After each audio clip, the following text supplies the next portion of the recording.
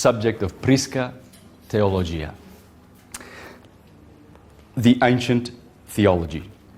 Today, and this will be a three-part presentation, by the way, so today we'll be dealing with astrology. And we're going to study and look into Western Hermetic astrology, okay? As opposed to Vedic or Chinese astrology, this is, the Prisca Theologia is a Western school from Egypt.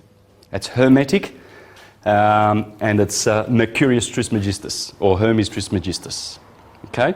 So this is what we're going to be learning, Hermetic wisdom. And then next week will be Astrotheology, and this will be the series of the three under Prisca Theologia. Astrotheology is, here I'm going to be dealing with mainly the Bible, the Judeo-Christian works, and show many, many, many proofs of its astral origins. And I've touched on this on many presentations that I've done, but this will be solely devoted to astrotheology.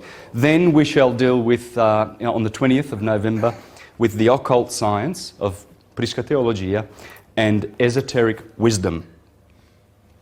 So, occult, well, what's something occult? Is that from the devil? Well, when you put an O, an O there, in Italian, in my language, that's hidden. Is that two Ds? Yes? No? Yes. Yes. Occulto. Occulto. And the French say occulte, Spanish ocultado. So it's something that's hidden. So when you uncover something, it's like, oh, so there it is. All right. It's not evil, as they want you to believe in the church, the occult. It's something that's hidden. So we're going to uncover a lot of hidden stuff. Now, astrology is a wonderful science which really uncovers the physical nature, physics, and metaphysics, the spiritual nature of the universe. So we're going to be doing some deep metaphysical studies today. But I'm going to start from kindergarten level fundamental stuff, showing the physics underpinning the science of astrology. And then we see how that works with the causal metaphysics part of astrology. So we're going to deal with the cause and effect, the whole lot. That's what this is. That's what astrology is. It reveals to you who Isis is, nature, and then the invisible causes. So we're going to do that. I think we'll have some fun. What do you think? Yeah. Now, the ancient theology was given to us by Mercury, Hermes. Mercury, Hermes, Thoth or Thoth, Nebo, according to the Babylonians, Marduk, according to the Assyrians, Buddha in the East, Buddha, the Mercury aspect. Mercury is the closest planet to the Sun. Therefore, Mercury is in the electrical current first from the Sun, and it's fast, 88 days to do an orbit. Okay, now what I'm going to get into a little bit later is a new interpretation of the solar system according to scholars like Kashava Vahat, Walter Russell, etc. Okay, and it's a vortex solar system. So there's a sun, and then the planets follow in the wake of the sun. Okay, we're going to deal with that later because we've got to understand the physical aspects of this science. Now, Hermes is mind. That's what it is. It's mind. Mind conceived of these wonderful things. According to Marcus Manilius, the astrologer to Caesar Augustus, he revealed that the divine science was given to us by the divine Mercurius. Because Mercury in our solar system, if you think of our solar system as a person, or as a being like ourselves, with 7 planets which correspond to the 7 chakras, the 7 visible orbs, you will understand the role that Mercury plays. Mercury is heavily involved with the right brain and the nervous system. Now, your nervous system is the messenger to your body, right? You got pain in the toe, the messenger is your nervous system. Goes straight up to the brain and says, you've got trouble down in your toe. So Mercury is the messenger of the gods. He delivers the messages from the Christ-like conscious sun centre of our solar system. Simple as that. The ancients knew that the sun was a being, and it was a being of 3 orbs: spiritual, psychic and material. Spirit, soul and matter. Spirit, mind and matter. That's what the sun is. When we look up, we see a fiery ball of hydrogen. It's electric. We don't see the spirit and the psychic force of the sun, but it is psychic. Now, just I'm going to be drawing mostly on 3 great astrologers. This one from the 1st century BCE, this one from the 2nd century CE, and this from the 4th century CE. Marcus Manilius, Claudius Ptolemy, and Firmicus Maternus. I'm going to be reading a lot from here, and guess what he's going to be revealing to us, this man who wrote 1600 years ago. He's going to be revealing to us the true lineage of the science and how we got to get it, how we come to have it. So I'm going to be drawing mostly on these guys and a couple of others, Al-Biruni and Ibn Isra from the 10th century, so from the Middle Ages, and your more modern ones like Thomas H. Burgoyne and Pappus. Okay, so what we've got is if we've got a historical moment, and there's your first. So you've got BCE over here, and Common Era over here from this point here.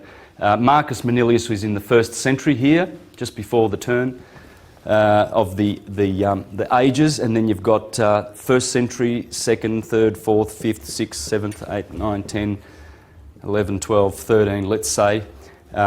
You've got Ptolemy is in here, and you've got Firmicus Maternus in here, and your Al-Biruni and Ibn Isra around that period. So it's pretty ancient, and it's good to source these guys because they knew where their science came from. There's no ambiguities. There's no confusion in their minds that it comes from the West. So this is our Western tradition of astrology. Now, just before I jump into this, I did share with you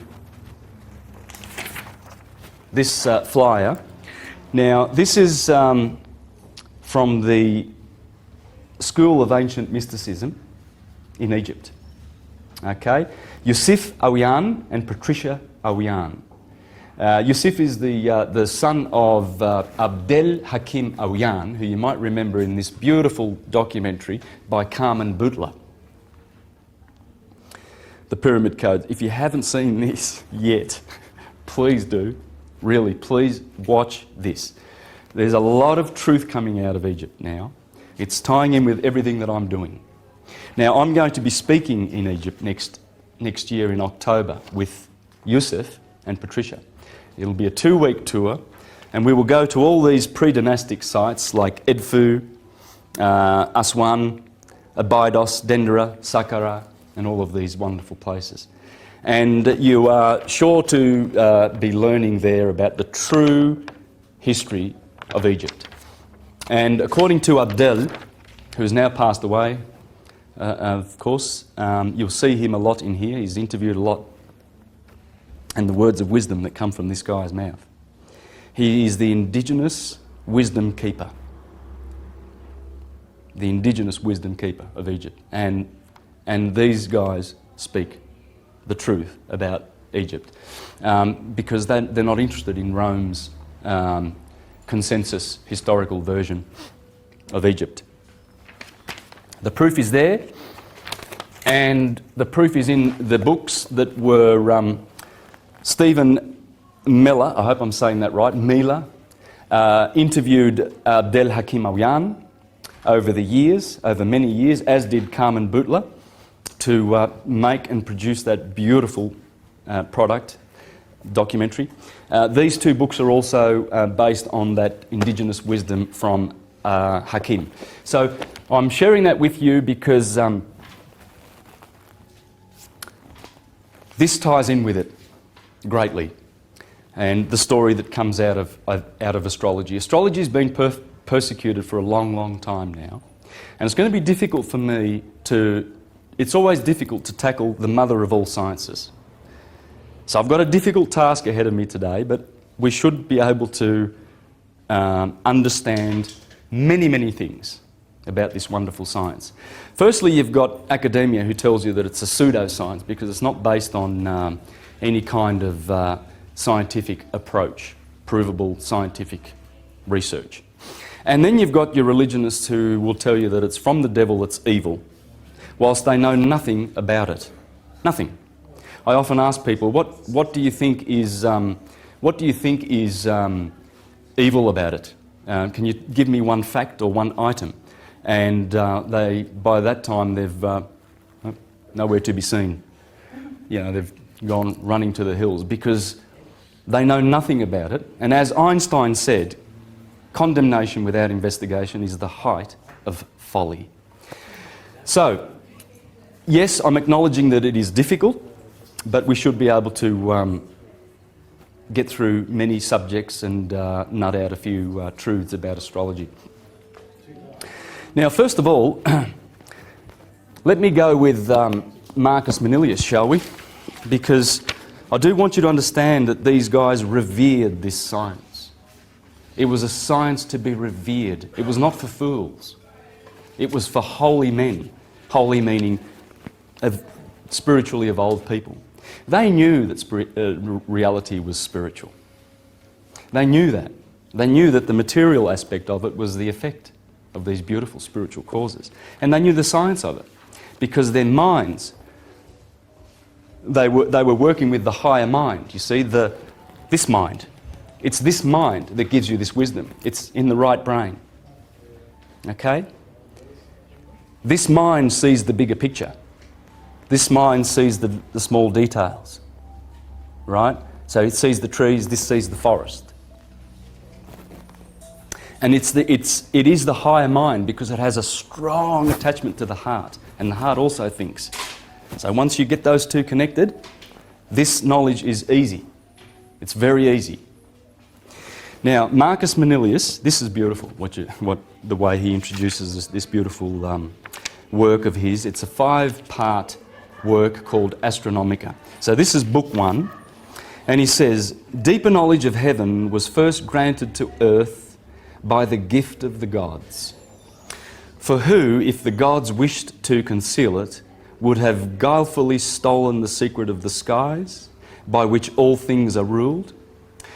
Who, of but human understanding, would have essayed so great a task as to wish against heaven's wish to appear a God himself, to reveal paths on high and paths beneath the bottom of the earth, and stars obedient to appointed orbits through the void? Sorry for my reading, I'm struggling with my eyesight. I should get some glasses, I think.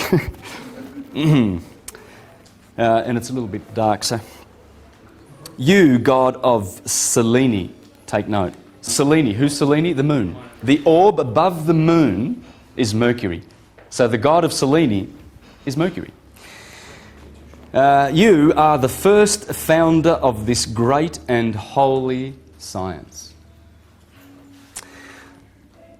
Through you has man gained a deeper understanding of the sky, the constellations, the names, the courses of the signs, their importance and influences, that the aspect of the firmament might be enhanced, that awe might be roused not only by the appearance but by the power of things, and that mankind might learn wherein lies God's greatest power.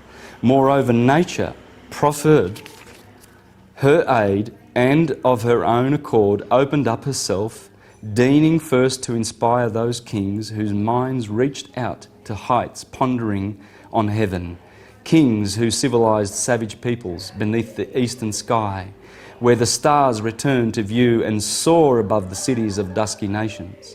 Then priests who all their lives offered sacrifice in temples and were chosen to voice the people's prayer, secured by their devotion the sympathy of God. Their pure minds were kindled by the very presence of the powerful deity, and the God of heaven brought his servants to a knowledge of heaven and disclosed its secrets to them. These were the men who founded our noble science, and were the first in their art to discern the destinies dependent on the wandering stars. Embracing long ages of unremitting toil, they assigned to each period of time its particular events, noting an individual's nativity and the subsequent pattern of his life, the influence of each hour on the laws of fate, and the great differences effected by small moments. After every aspect of the sky had been observed, as the stars returned to their original positions, and each figuration had assigned to it its powers of influence in accordance with the sure cycles of destiny, they, by repeated practice and with examples pointing the way, experience built up the science, and from wide observations discovered that by hidden laws the stars wield sovereign power, and that all heaven moves to the eternal spirit of reason, and by sure tokens distinguishes vicissitudes of fate. Before their times, man lived in ignorance. He looked up without comprehension of the outward appearance, and saw not the design of nature's works. He gazed in bewilderment at how strange new light of heaven, now surrounding at its loss, now joyful at its rebirth, nor why the sun so often rose, putting to flight the stars. Look, I can read on, but that's enough. The point I'm making here is that he's clearly saying that these wise priests observed and studied, applied themselves to this science, and came up with what we're going to be learning today. Now, another attack against astrology is the fact that we have precessional slippage. What is precessional slippage? Well, just quickly, I won't spend too much time on it because I've discussed this in other presentations, so it should be clear. And if you are already an astrologer, you should know a little bit about this, right? People poo-poo astrology because they say, there's how the skies were given to us. That's how they were given to us. These are the signs of the day. These are the signs of the night. March the 21st sits here, and this begins the spring solstice, summer. Therefore, these are the hot photosynthesis period of the year. This is the winter, cold, death.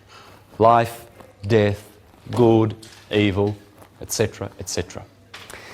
So they gave us this, and 2,000 years ago, the skies for 2,000 years, so from 2000 BCE to year 1 BCE, for 2,000 years, that is, in fact, exactly how the skies were. These constellations were aligned, and it only happens for 2,000 years every, say, 25,000 years in the precessional wheel.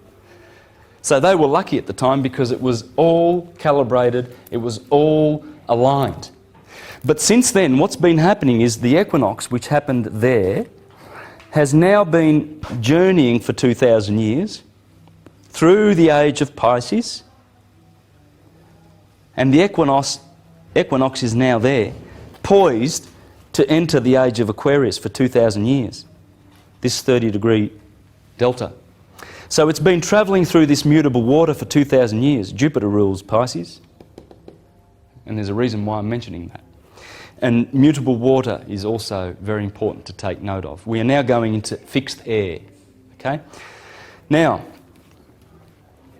as the sun did that, so people born, say, like myself on the 24th of March, were considered now to be Piscean, because the equinox is, Pisces is sitting behind the equinox on the 21st of March. It's no longer Aries. Aries is over there. So we have a problem. Or do we? Well, this is how people reason who study the effects of astrology and don't understand the causes. I'm going to explain the causes by reading from various sources, okay?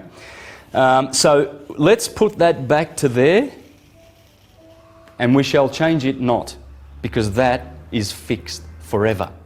And I will show you why. Okay, Firmicus Maternus and the others, but I'm going to read from here, give us the reason why you do not change this. There are not 13 signs, there are 12 in this Hermetic wisdom. I'm aware of Ophiuchus. He grabs about 20 degrees of the ecliptic. Sure, I'm aware of the fact that the Hindus are saying, oh, you're a Piscean now, you're not an Aryan. And I'm aware of Chinese astrology and how it agrees and disagrees with this. What we're doing is this. Okay, this is our school for today.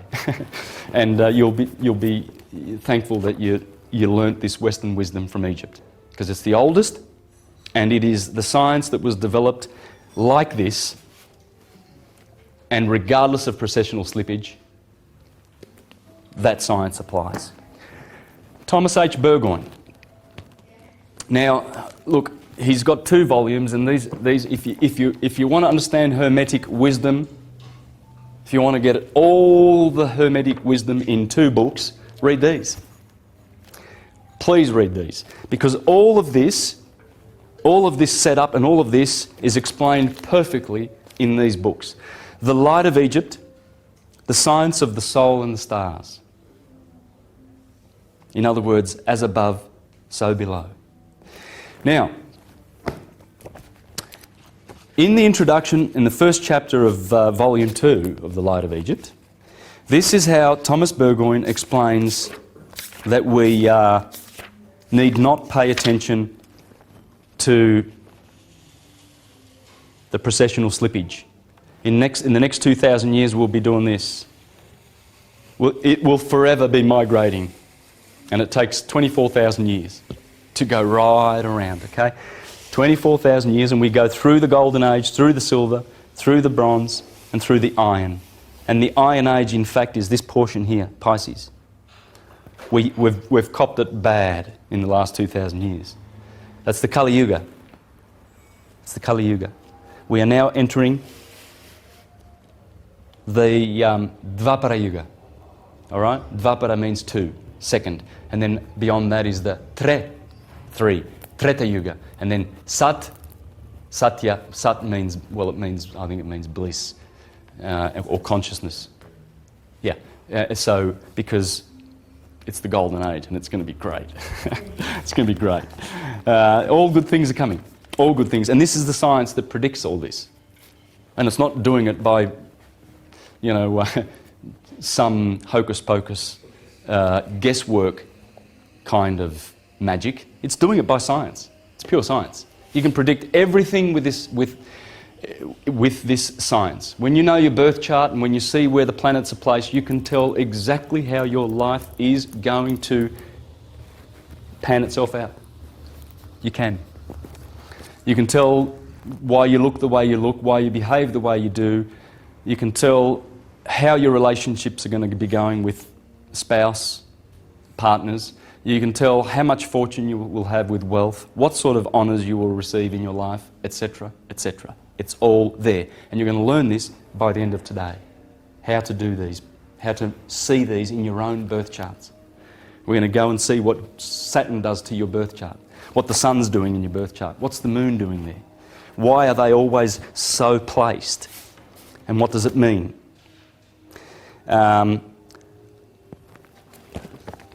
So let's get to the explaining of this problem of the precessional slippage and put it to rest once and for all. So we can put our trust in here, because there are a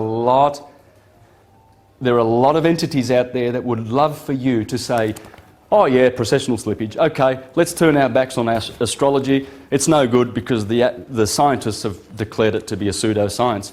Let's inbred mistrust. Exactly. The shining zodiac, with its myriad constellations and its perfect galaxy of starry systems, derives its subtle influence as impressed astrologically upon the human constitution from the solar centre of our solar system. That's it. Understand that. It derives its influences from the centre of our solar system. So it matters not where the stars are, they're slipped out of place. Oh, the story's not right. Aries is no longer Aries, it's Pisces. It doesn't matter. It matters where the sun is on that angle, because when the sun, as I will go into on a graph after we've done some explaining here, I will show you how this day here, the equinox, and this day here, March the 21st and September the 21st, are very, very precious days. It is the only 2 days in the year where there is perfect balance of light and darkness. And this is a very, very important thing to remember. Balance. Because when the sun does that, then commences the imbalance. In other words, from this point onward, the sun is increasing its light, and the nights get shorter and the days are longer. All the way to this point. And then from this point, the sun must wane, just like the moon does. New moon, full moon. Dead sun, live sun. They do the same thing. So this beautiful point of balance here has always been recognised to be the start of the year, the true start of the year. This is when everything ignites. The blossom. In fact, on the 25th of March, you have Gabriel coming down to Mary saying, guess what? You're pregnant. Impregnation happens here. That's why it's the blossom. The sun, the Christ, impregnates the moon in Virgo, opposite. The full moon is always opposite. You see, this is some real good metaphysics here, guys. This comes straight out of the Bible. It's full of it. When the sun finally breaks the equilibrium and goes into that sign, the Lamb of God that takes away the sin of the world, the winter, when it does that, the moon in its fullness on Nisan 14, the day that the Jehovah's Witnesses go to celebrate the commemoration of the Christ, as the Jews do, they go off to celebrate Passover. So the sun's passed over from the winter months. They wait for the first full moon, which has to be in the Virgin, because you see, once upon a time, the Virgin took this and this spot. There were no scales. This was all of the Virgin. So when the full moon is over here, the full moon is in the Virgin. Nisan 14. The sun is here, the moon is in the Virgin. The son is born of a virgin, conceived on the 25th of March, you see. So what we see is the sun is doing this. The orgasm. The yearly orgasm, the flowers, the blossom. And here the Romans celebrated on April the 19th, Flora. And the Japanese celebrate Sakura, the blossom. And then the fruits, the harvest, preserve the fruit, survive the winter, bang, the Lamb of God returns to save the world with its blood. Because when the sun goes through that 30 days of Aries, the blood, it kills the lamb. Just as Hercules kills the lion and Samson when they go through Leo. Okay, so let's stop it there. That's astrotheology, okay? It's good stuff, but it just helps with what I'm going to be reading right now. So now I've read this in another presentation, so I'm not going to go through it, but what it's saying is that these influences are impressed astrologically upon the human constitution from the solar centre of our solar system, not from the stars. And he's written that in capital letters. Not from the stars. It's very important, because you're going to understand many things from this perspective, which occupy the 12 mansions of space. Aries, the fiery, Pisces, the watery, are always there.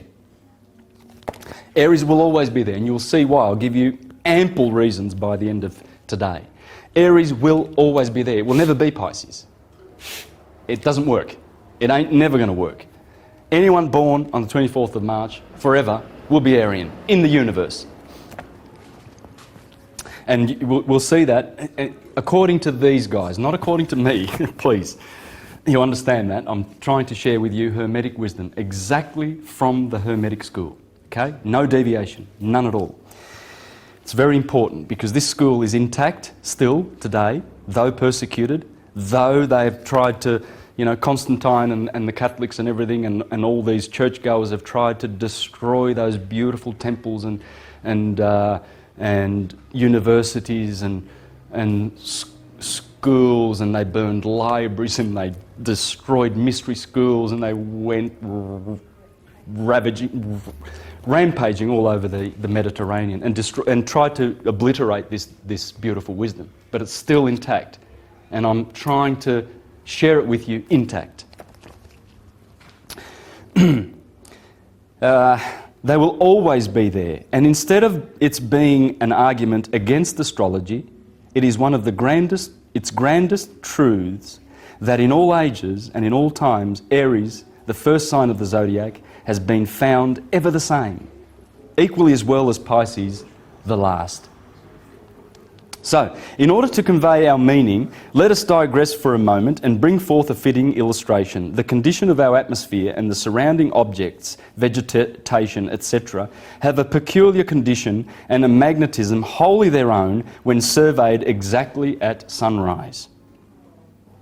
Interesting. This is true. You notice the flowers at sunrise, don't you? Toom!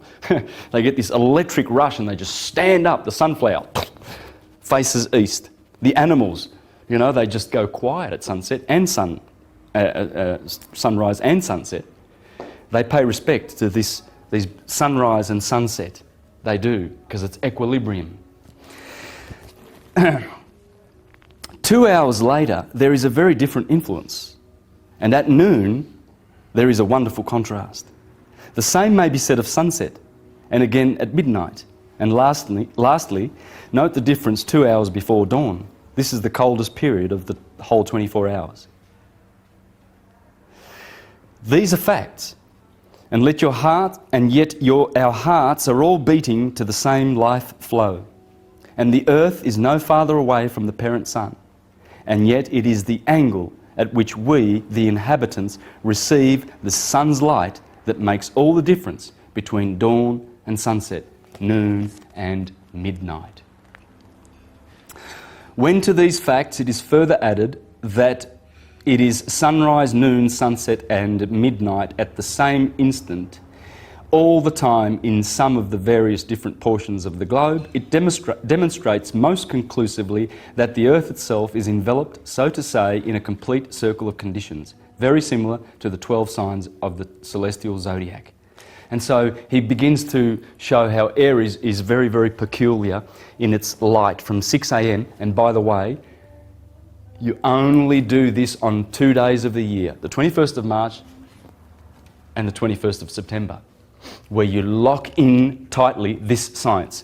The sun will always rise at 6 a.m. on that day and set at 6 p.m. And that's the only day that it happens, right, at the equator. It's the only day. These days are precious. If you only understood how precious they are, that in that day we go through a stargate of equilibrium, and we should honour and respect those days. Because what happens fractally in your body is everything harmonises, and everything harmonises on that beautiful day of balance. It's a precious day, and we've forgotten these days. In church they call it Easter and they celebrate it, in disguise.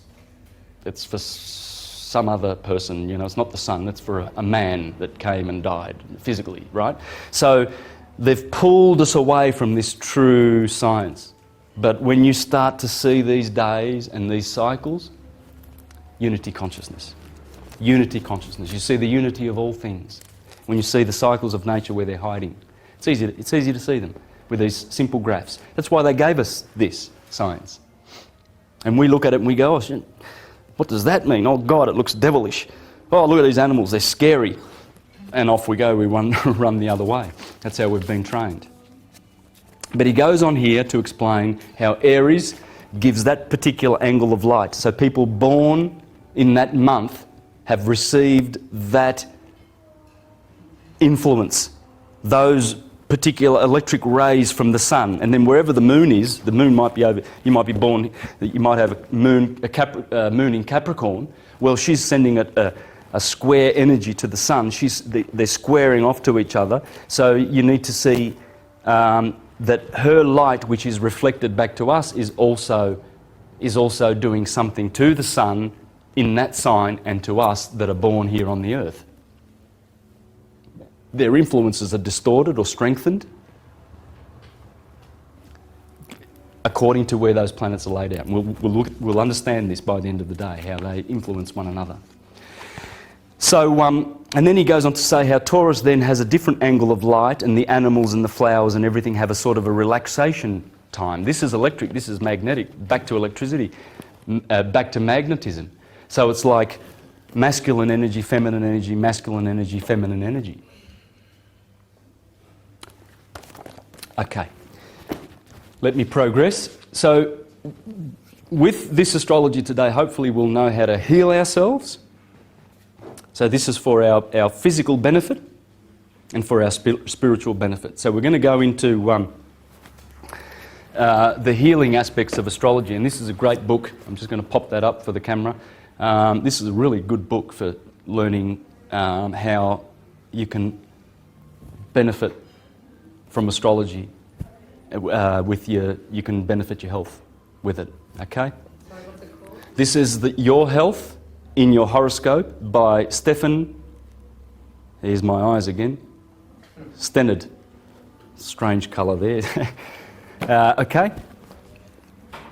So we're going to do that, and we're going to discuss the houses. Okay. Have you heard about the houses? You understand what they are? Yeah. Okay.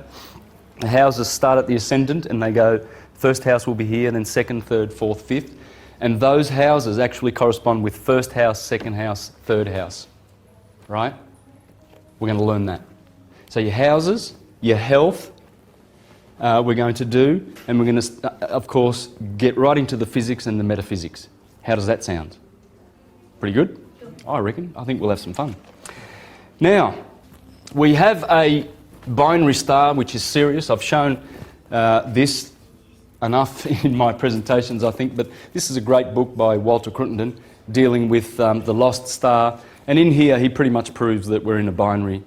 Well, binary might be a deceptive word, actually, because, as I'm going to show, Sirius has another star that goes around it, so it's trinary, at least. And there are more stars too. I mean, Procyon, Alcyone in the Pleiades has always been considered to be a major player in our star system. All right, so it's a star system, but we can call it a binary because we know that there is a direct relationship with Sirius and our sun, and I'm going to show you this relationship. It's wonderful.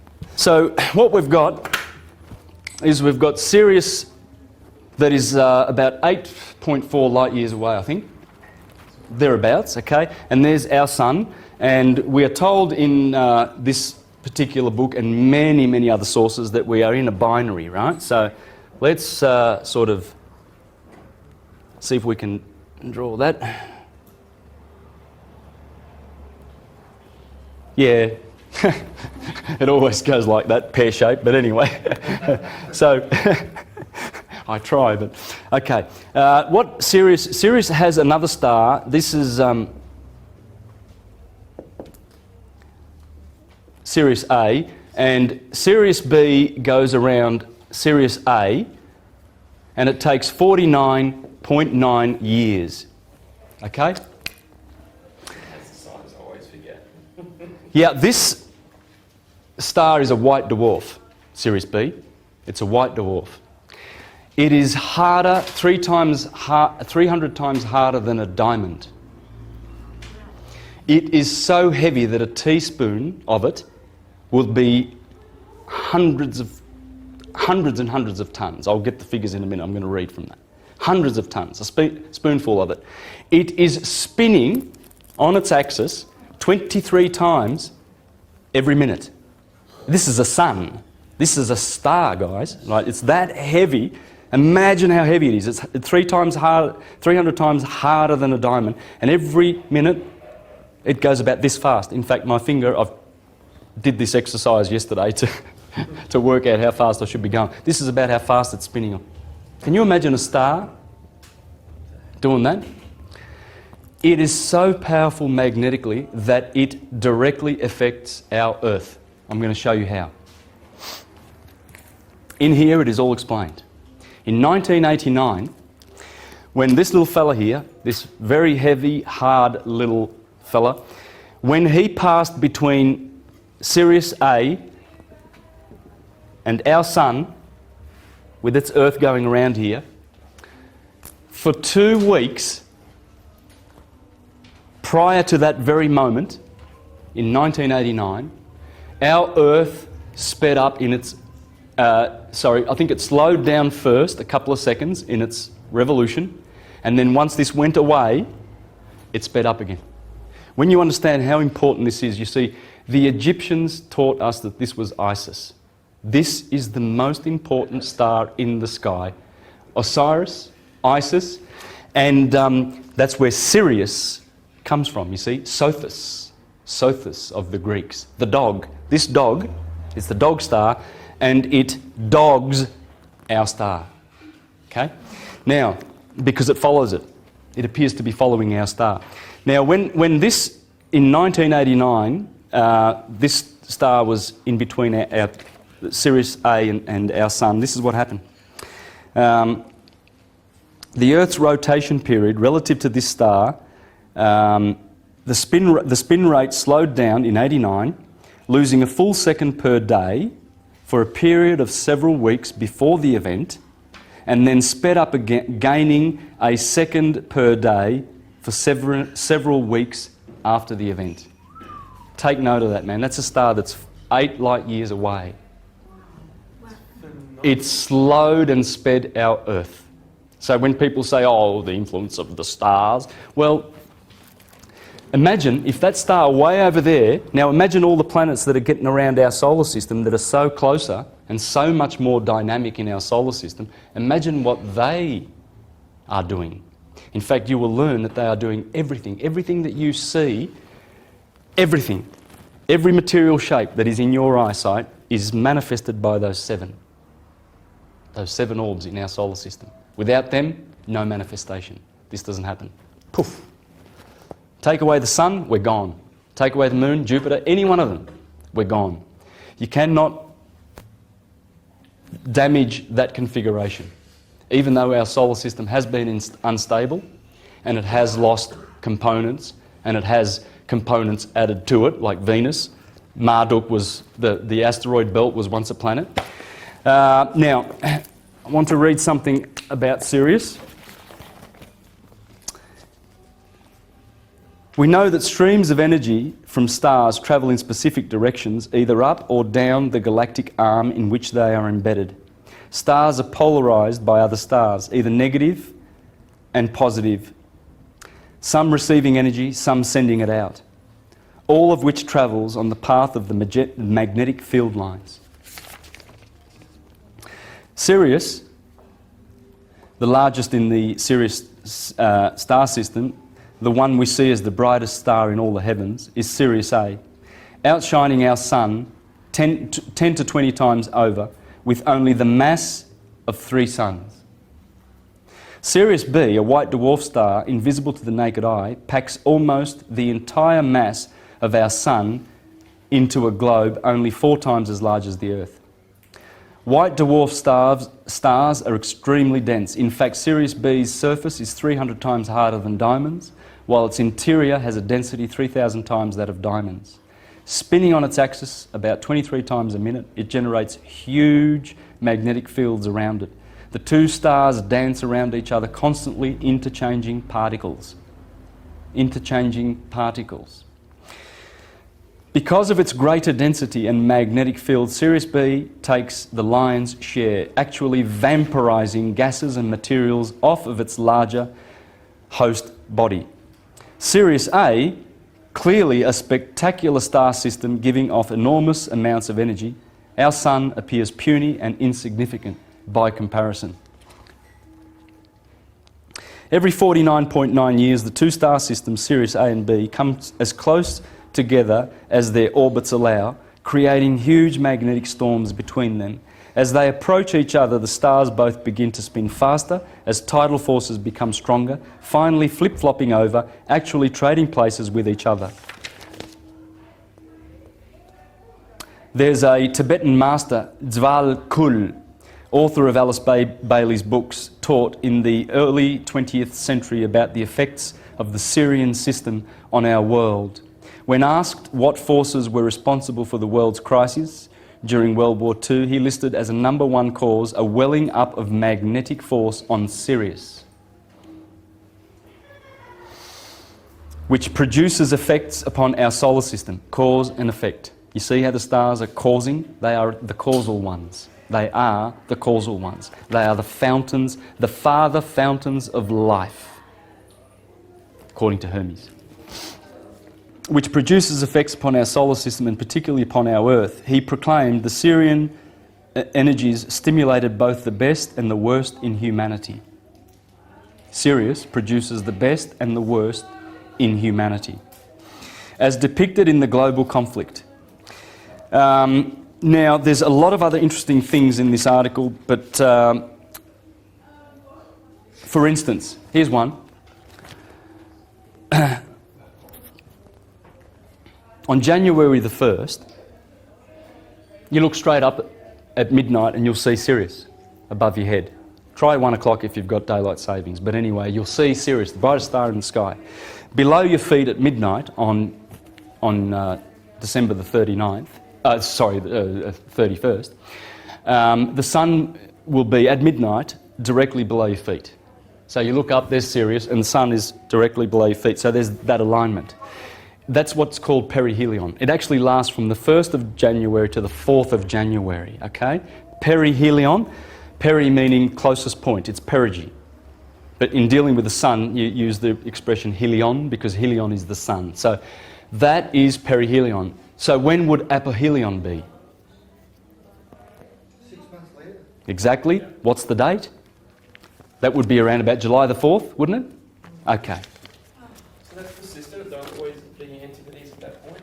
Always, yes, it's there. That's where perihelion is at January the 4th, right? Let's call it the 4th because that's what a lot of scientists out there now are saying. They're saying it's a fact, it's slipped, it's the 4th, okay? So that would make apohelion, the distance furthest from the sun, July the 4th, right? Or around early July. Let's find out what's going on around those days, shall we? Sirius is also associated with liberation. So we just learned that Sirius brings out the best and the worst in mankind. In fact, according to ancient teachings, the very concept of freedom itself resides in human consciousness because of the influence of this star system. She represents freedom. She's the freeing one. Interestingly enough, the time each year our sun conjuncts Sirius at 14 degrees Cancer is close to July the 4th, America's Independence Day. Bastille Day, the French equivalent of Independence Day, is 14th of July. And Canada celebrates its independence from England on July the 1st, Dominion Day. Venezuela's Independence Day is observed July the 5th. I wonder if this has got anything to do with Sirius now. And Argentina's is celebrated on July the 9th. Iraq's Freedom Day, when the new coalition government took control, happened on June 28th. We get the point, don't we? We see that influence. We see what the stars are doing. We need to be in tune with them. There's the sun's path around the Earth yearly, and it goes. That's the ecliptic. There's Aries. Aries is always the first, where the point of equilibrium is broken. Okay, it's always the first, and Pisces is over here, the last.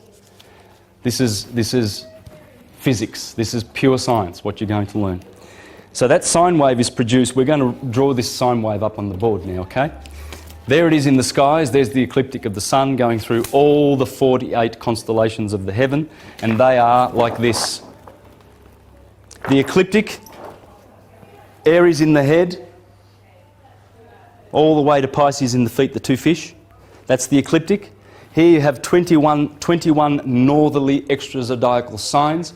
Here you have 15. They make up 36 constellations. Together with the 12 in the middle are 48. Those 36 have to do with the 36 degrees around the circle, 360 degrees around the circle, and the 360 acupuncture points in the body. It all has to do with the stars. As above, so below. Okay, I'm going to show you this. So every sign, Aries has three extrazodiacal signs attached to it. Everyone does. Here you see Aries has Cassiopeia and Perseus in the northern sky. South of it, it has Perseus, the one who brings the light every day. Taurus has one Auriga, the charioteer, in the north, and it has Orion and Eridanus in the south. Let's leave it at that. We'll continue with that in a moment, but that's the ecliptic. And there you will see that to the north are the 21 constellations, and to the south are the 15, and there's 12 through the ecliptic. Okay? There's a modern map with the same thing on it. Now, there's the Earth, and that's the equator, okay? So splitting the two hemispheres. And then we have the Tropic of Cancer and the Tropic of Capricorn. And the sine wave there started at Aries, goes up to Cancer, through Libra, down to Capricorn, back up to Libra. That's the sine wave, okay? And that's what the sun is doing. Obviously, I haven't wrapped this sine wave around the globe, otherwise it'd be very long, and I want to keep all the information there, okay? So there's your solstice. Here's March the 21st. Here is June the 21st. Here is September 21st, or 23rd, whichever you want to go with, and December the 21st, okay? These represent the solstices. These are the longest day of the year and shortest day of the year, okay, from the northern hemisphere perspective. And these are the days of equilibrium. Let's bring that sine wave around into itself. And there, what do we have? See this?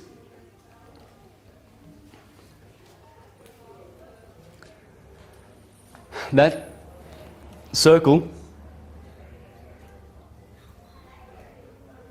is the Earth. That's how the ancients symbolised the Earth. The sun is like this. That's the sun.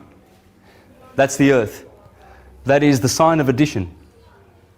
Because of the Earth elements, feminine, matter adds. So this Earth is material. It adds. Your body's a material. It comes from the Earth. So that's where the addition sign comes from.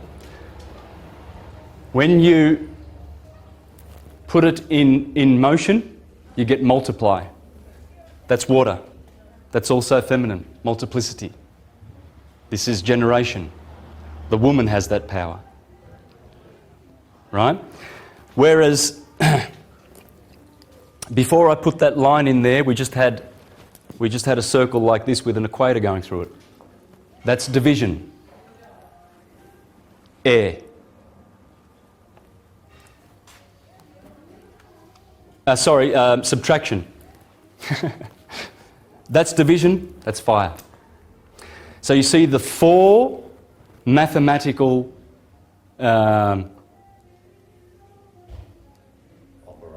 operations are there, and two of them are masculine, which take away, and two of them are feminine, which add. Now, these very important days here are so wonderful. They give balance, as I've already explained, they give balance to the year. Equilibrium is something that nature always looks for. You see, the photon, it wants to go straight, but there's always something pulling it to the side and creating a creational wave. And so that spirit, that light, you see that light is spirit because you've got... I'm sort of going side by side here, juxtaposing the physics with the metaphysics. Are you enjoying that? Is that okay? Yeah, because this is pretty deep stuff too, right? So, spirit, what other words do you get from that root? Yeah, exactly. Same thing. So your spirals are doing that. Does that look like a serpent? Yeah, well it is. So anyone care for a helix? Serpent and sept.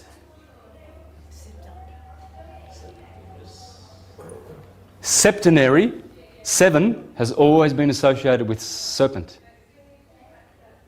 Same root word. Serpentary, septenary. Okay, so this little serpent always, the Quetzalcoatl, the feathered serpent, you see, our sun is considered to be a feathered serpent. The Egyptians did that. They did disc, and then they did the wings, like that, and the sun disc in the middle there, the feathered serpent. Okay? Well, it is, because it's got wings. Our sun is spiralling through the Milky Way galaxy. And it has a spirit body. And so the spirit, the serpent, the septenary, is able to manifest in the sine wave. What other words can you see in that? The sine wave. That's the sine wave. Do you see the word sin? Sin is the fact that we have entered the material world in the sine wave, which is sin. So in other words, born in sin means born in sine wave. Well, we were born in time. This is how it works. This is the metaphysics of it. They are the 10 heavens.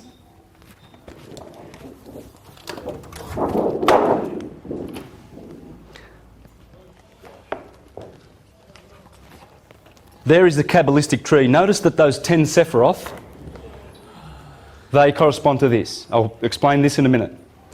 And they also correspond with the Indian chakra system. You see, this one gets two Sephiroth. And you see the elements there: fire in the head, earth, air, water, Cancer, Leo, Virgo. Okay? Now, let's explain these 10 Sephiroth. I'll put this up in a minute because there's a lot of information that I need to get out from there. But here is what you call the primum mobile. Or I guess that would be the primum mobile. Okay? That's where spirit is, the cause. And then in here is the crystalline sea. That's the crystalline sea that John saw in Revelation with the 24 elders encircling it. The 24 hours. Right? Or the 24,000 years of procession. Here is what we call the firmament. I'll have to check that. I don't know why I'm confused now, but you've got primum mobile, crystalline sea, and that would be the firmament. Anyway, I'll get back to that in a minute. There you have Saturn, the first ring. You see, when we come through the rings of Saturn, the soul is descending to eventually live on this earth with a material fleshly body. But it must go through all these polarizations. It must descend through 7 levels. And they are the 7 emanations, or the 4 emanations of the Jews. These are acquiring this atomic nature as it descends down to be hexed in matter. Okay? So you've got, the first ring belongs to Saturn. Do you know what his name is in Greek? No. Greek. Chronos, chronology, time, chronometer, right? He's the timekeeper. He keeps the time, the sine wave. That's why when we are born down here, when we get born down here, we're born in sin, because we're born in the sine wave. The sine wave is through your body. Okay, and it's septenary. It's an octave. Look, every septenary is rounded off to an octave. So, you know, you've got an octave of music, which consists of 7 diatonic notes. Okay? There are 7 days of the week, there are 7 liberal arts, there are 7 everything, all right? You've got 7 vital organs in the body, 7 visible planets in the solar system, the 7 Elohim of Genesis. My God, the list goes on and on and on. I don't want to bore you. But these are the 7, because that's the number of physical matter. As these go around and create all their various shapes, like the particles of an atom, creating molecules and bodies and cells, cellular bodies, so do these guys here enable these physical bodies that we are carrying to be sustained and vitalised. They are the ones that are responsible. And we have those 7 chakras in our body exactly as it is here. The sun is always in the middle kingdom. It's in the heart. It's the heart chakra. Above the heart chakra, we have 3 chakras. That's the inferior world, which goes up to heaven, the pineal gland, the ruling, controlling endocrine gland body of the other 7 of the endocrine system. Okay, but below the sun is the infernal world, and ruled by Mercury, Venus and the moon. And these are the feminine ones. Gaia, Earth, the moon, Isis or Nephthys. Mercury is a hermaphrodite, so it gets to be, you know, bisexual. Venus is feminine, and all these are the boys in the inferior world, because they are to do with these. It's simple. It's just physics. Okay, so as we go down into Saturn's kingdom, he's also called Satan in the scriptures. We are in the kingdom of Satan, right? Satan has blinded the minds of the unbelievers, of course, because when we come from unconditioned consciousness and we hit those rings of Saturn as we descend, and we accumulate those 7 vices, but we have to unlock those vices and turn them to virtues as we go back up Jacob's ladder. Well, once we hit Saturn's rings, we're in the kingdom of Satan. And he blinds our minds because he gives us Maya instead of the truth. And we go around trying to work it out, you know, and until finally we awaken. Until finally we break those, we get the energy flowing up, and we get baptized in the Jordan River, which is the Eridanus. That's the Jordanus. When you get baptized, you know, it's no use staying in the lower chakras. They're useful for energy and vitality, for sure. But if we think and live in there, we're never going to get it. We have to transmute. We have to grow. We are very, very fortunate. There's a consciousness descending upon us, and it's incontrovertible, it's inevitable, and we either benefit from it or we get lost on the wayside, because many will not grasp it and many will not benefit fully. Eventually they will. Everything returns back to the ether. We all become ethereal eventually as we ascend. And we must ascend from the solid molecular carbon 666, 6 protons, 6 neutrons, 6 electron bodies that we've been hexed with. And in fact, I've shown this many times. If you flat pack a hex, that's what you get. That's the hex. We've been hexed. Okay? In fact, that's the Japanese kanji. Chinese kanji for earth is just that. Okay? And they don't like the number 4 in Japan. Right? There's in the north of Japan, there's a whole series of cities that are called by their numbers: Ichi, Ni, Sun, go. sun, and then rather than going to yon, which is 4, or even using yon, they will avoid 4, like we avoid 13. So there are these 7 towns in the northern of Japan. I've been through there, and you've got ichi no he, ni no he, san no he, and there's no 4. It goes to go no he, goes straight up to 5, because no one will live in that city. That 4. The 4 which comes from the unpacked hex, the 4 elements, you see that's, I'll get this right, water, earth, feminine, because this line of the cross is feminine. So you've got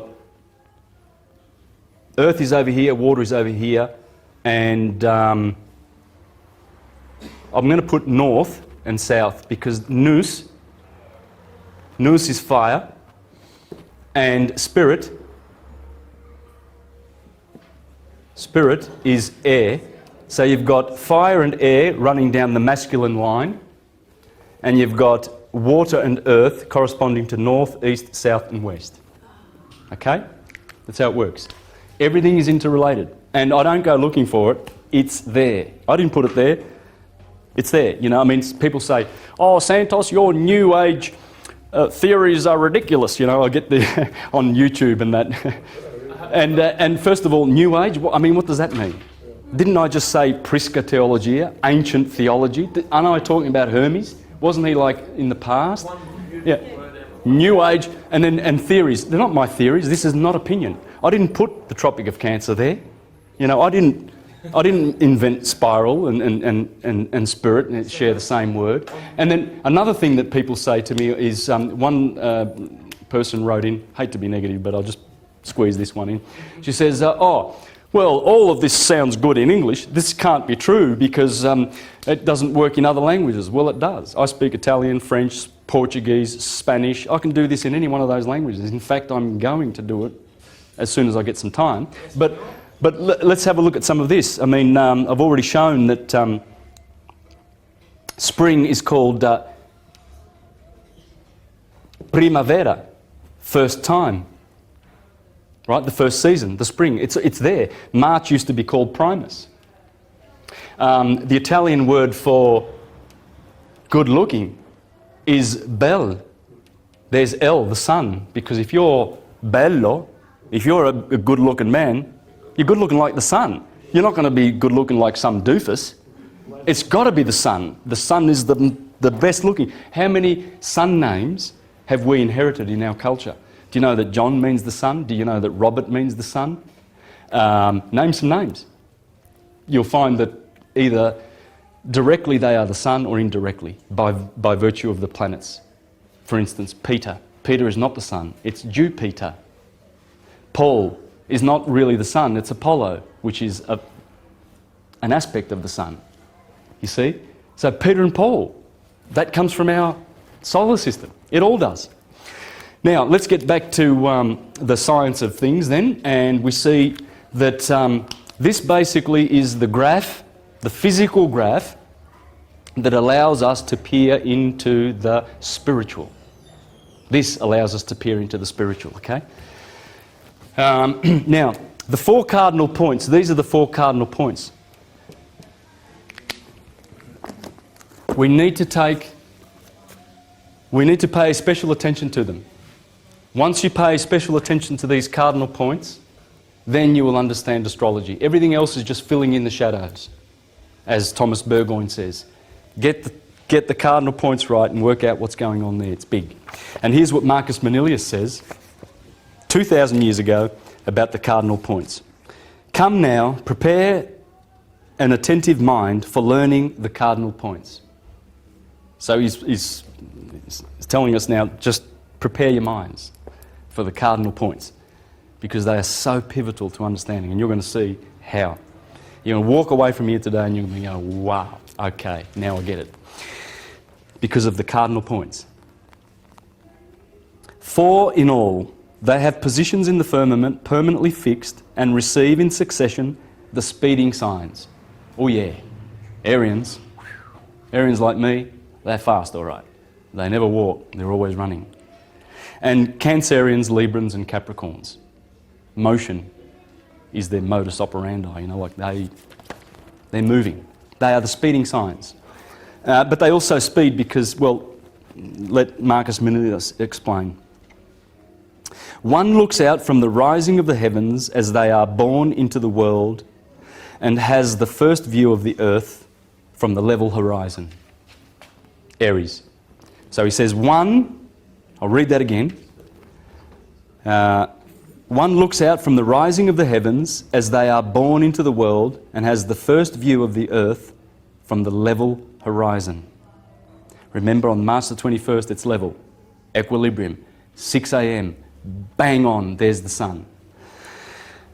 And has the first view of the earth from the level horizon. The second faces it from the opposite edge of the sky. Libra. The sign of Libra looks like this.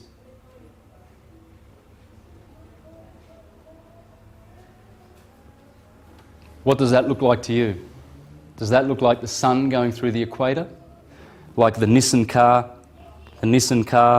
thing, you know? Nissan, the sun going through the equator on the month of Nisan. That's Nisan in Jewish, March. So that's why Nisan has their car symbol has a sun going through the equator. Just like Libra, sun going through the equator. Okay, so much for these devilish little glyphs. Oh, the devil invented those. The point from which the starry sphere retires and hurtles headlong into Tartarus. So Libra is at the point where the starry field retires and hurtles headlong into Tartarus. This is Tartarus down here, remember? The inferior regions. In fact, inferior is how the Latins call winter. Inverno. And in fact, infernal, hell, is inferno. You just replace the V for an F. Okay? Infernal, hell, supposed to be hot, is actually another word for inverno, which is winter. The third marks the zenith of high heaven, where wearied Phobos halts with panting steeds and rests the day and determines the midpoint of shadows. Phobos, being the sun, Phobos, halts because the sun always halts at the solstices for 3 days. He stops. His 4 steeds. The sun is always travelling with 4 steeds. You'll always see it in alchemy and pictures of the sun. And these are the 4 steeds, the 4 horsemen of the apocalypse. How many colours are the 4 horsemen of the apocalypse? Can you tell me? The white horse, the morning sun. The green horse, or the pale horse, the green of summer. The red horse, the sun setting at before sunset. The black horse, the sun in the darkness of night and winter. They are the 4 horsemen of the apocalypse. Because the apocalypse means the revealing. See, the year, as the sun goes through those 12 signs, Jesus going with his 12 disciples, he is revealing the good and acceptable year of the Lord. So he's going around with his 4 horses, his 4 steeds.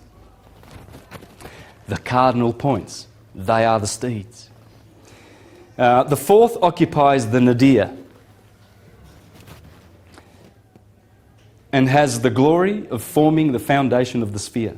In it, the stars complete their descent and commence their return. At the equal distances, it beholds their risings and settings. These points are charged with exceptional powers. And the influence they exert on fate is the greatest known to our science, because the celestial circle is totally held in position by them as by eternal supports. They are the pillars of Hercules. They are the pillars of Samson. They are the twins in the Bible. You always have Jacob and Esau, Cain and Abel. Cain and Abel, the 2 trees in the Garden of Eden. These are the 2 watchtowers. These are the 2 everything. The twins. That's the atlas. Push those two. Yeah. They did not receive the circle, sign after sign in succession, flying in its perpetual revolution, and clamp it with fetters at the two sides and lowest and highest extremities of its compass. Heaven would fly apart and its fabric disintegrate and perish. That's how important the cardinal signs are. Each cardinal, however, enjoys a different influence. They vary according to their position and they differ in rank. First place goes to the cardinal which holds sway at the summit of the sky and divides heaven in two with imperceptible meridian. Cancer, first place. She is ruled by the moon. The moon rules in Cancer. And the moon is the sphere. The moon is our mother. It's the ovaries of the solar system. Earth is also our mother, but Earth is our physical mother. The moon is the spiritual mother. Our spirit descends from the moon, from Cancer, the closest point to the Earth. You see, because, of course, if the sun's climbing up to the Tropic of Cancer and you're living in Italy, good old Italy, over here, well, then the moon's going to be closest to you and furthest away at this point. So that's why they place the moon here and Saturn here, and it's opposite. Saturn's here and the moon is in Cancer, the cardinal point. Saturn rules this cardinal point and the moon, and they oppose each other. This guy, as you remember, the heavens, Saturn is the last heaven that we must leave. And that's the crown chakra. That's the last one. We've got to go to heaven, right? That's the metaphysical aspect of all of this. And you can see already how much you can benefit from this knowledge, can't you, spiritually, as you realise that reality is spiritual. This is phenomenal. Emperor as well, isn't it?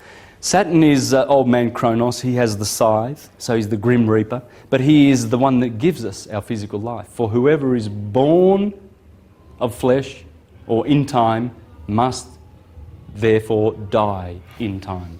See, the moment when the sperm of the male is received by that little egg and those two eggs become one, that's when spirit unites with matter and they create a Vesica Pisces in between.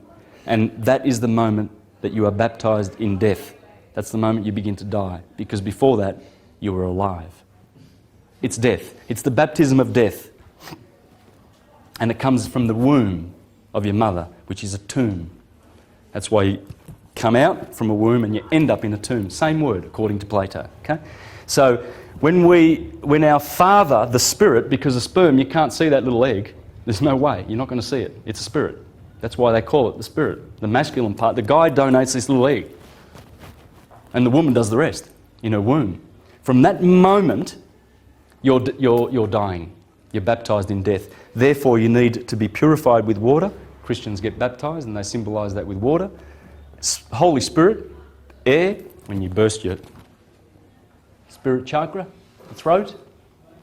And then fire, when you have the baptism of fire and you've been baptised in the Jordan. That's the story.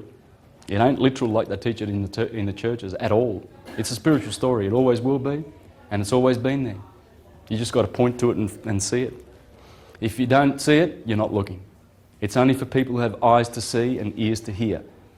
And that's why the churchgoers are very keen to preach to you that, you know, that their interpretation is correct and everything like that, because they are actually being forced to do their thinking from their lower solar plexus, their lower mind, which is not evil, but it's not the higher mind. This is the land of opinion, the land of belief and faith, whereas this is the land of direct knowing, when you go up to Aries. And you're going to see how important Aries is in a minute, once I finish this with the cardinal points.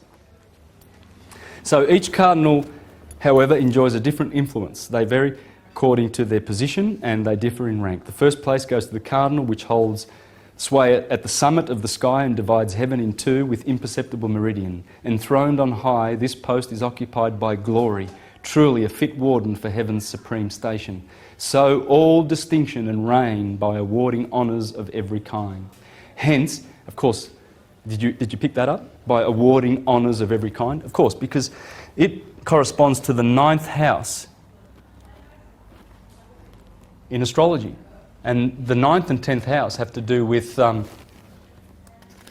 well, religion, fate, visions, authority, glory, distinction, power, career, honours, dignity, fame, profession. Of course, because the sun is in its zenith in Cancer. He is most influential. So, of course, you in your life, you're going to receive honours and glory in the prime of your life. So you see how the houses work? Take note. The cardinal points teach you this. This is the point, as it says there. I'll read it again.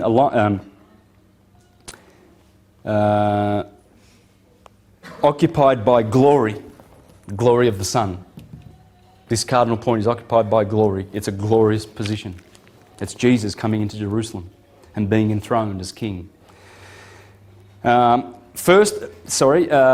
Heaven's supreme station, so that she may claim all that is preeminent, arrogate all distinction, and reign by awarding honours of every kind. That's where your honours come from. Hence comes applause, splendour, and every form of popular favour. Hence the power to dispense justice in the courts, to bring the world under the rule of law, to make alliances with foreign nations and one's own terms, and win fame relative to one's station. The next point, though situate in the lowest position, bears the world poised on its eternal base. In outward aspect, its influence is less, but is greater in utility. It controls the foundations of things. This is the foundation point, right? And you'll find that it has to do with brothers and family. Brothers and family. Foundation. Your family. That's your foundation here. The third and the fourth house. Okay? We'll get into that in a bit. It controls the foundations of things and governs wealth. It examines to what extent desires are accomplished by the mining of metal and what gain can issue from a hidden source. Hidden, secret, dark and cold. That's the underworld. The third cardinal, which is on the same level as the earth, holds in position the shining dawn, where the stars first rise. Aries, right? Where day returns and divides time into hours, is for this reason in the Greek world called the horoscope. That's the horoscope, because Horus is rising on the scope. And it declines a foreign name taking pleasure in its own. It declines a foreign name. It will be called the horoscope, and it does not accept any other name. Within its domain lies the arbitrament of life and the formation of character. This angle gives the formation of character. It's called the ascendant. You see, you have your sun sign and your moon sign, but the third important aspect is your ascendant. And see what Marcus Manilius is saying? It defines the character. Your ascendant is telling you about your character. Those angles, those three, where the sun is, your electric, father, and where the moon is, are the most important aspects of who you are. But the third one, and probably equally as important really, is the ascendant. And that's the point that's coming up in the east. Every 2 hours it changes sign. It goes through a sign every 2 hours as it goes round. It will grant success to enterprises, open up the professions and decide the early years that await men from their birth. The education they receive and the station to which they are born according to the planets approve and mingle their influences. The last point, which puts the stars to rest after traversing heaven, puts the stars to rest because when the stars go over the horizon in the west, the Egyptians say the west is death, the east is rebirth, because the sun is born in the east every morning, but then it dies. The stars come up in the east in the zodiac belt and then they die. And that point there is Libra, 6 p.m. Right there, Judgment Day. In fact, the Jews call that September, around the 21st and 23rd, they call that day Judgment Day. That's when you cull your flocks, all right? Your little lambs and your little goats, they grow and some of them don't make it because they're lame or they're sickly. You kill them here at Judgment Day to preserve their meat for the winter. That is Judgment Day. I can give you a list. There's a whole bunch of stuff, but I can't afford to because in 20 minutes we'll have a break and I want to establish some good science before we get into astrology good. And it is concerned with the consummation of affairs and the conclusion of toil, marriages and banquets, and the closing of years of life, leisure and social intercourse and worship of the gods. That's what it has to do with, worship of the gods. And it has to do with consummation of affairs and it's concerned with the consummation and conclusion of toil. The conclusion of toil. You normally stop working here because you can't see anymore. Sunset. So you just go into your house and you eat and you prepare for sleeping, don't you?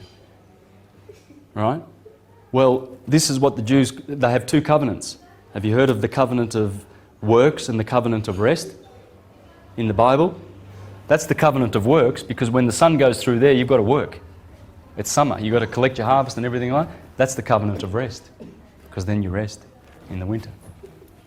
You see how you can decipher everything in the Bible through this science. It's pure science, that what's in the Bible.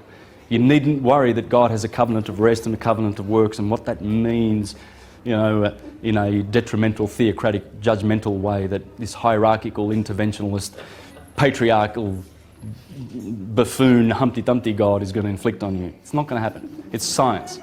That is the best description I've heard in a long time. Yeah, and it's still not the full description. There's a lot of other epithets and descriptions because it's ridiculous. And it's time for humanity to wake up.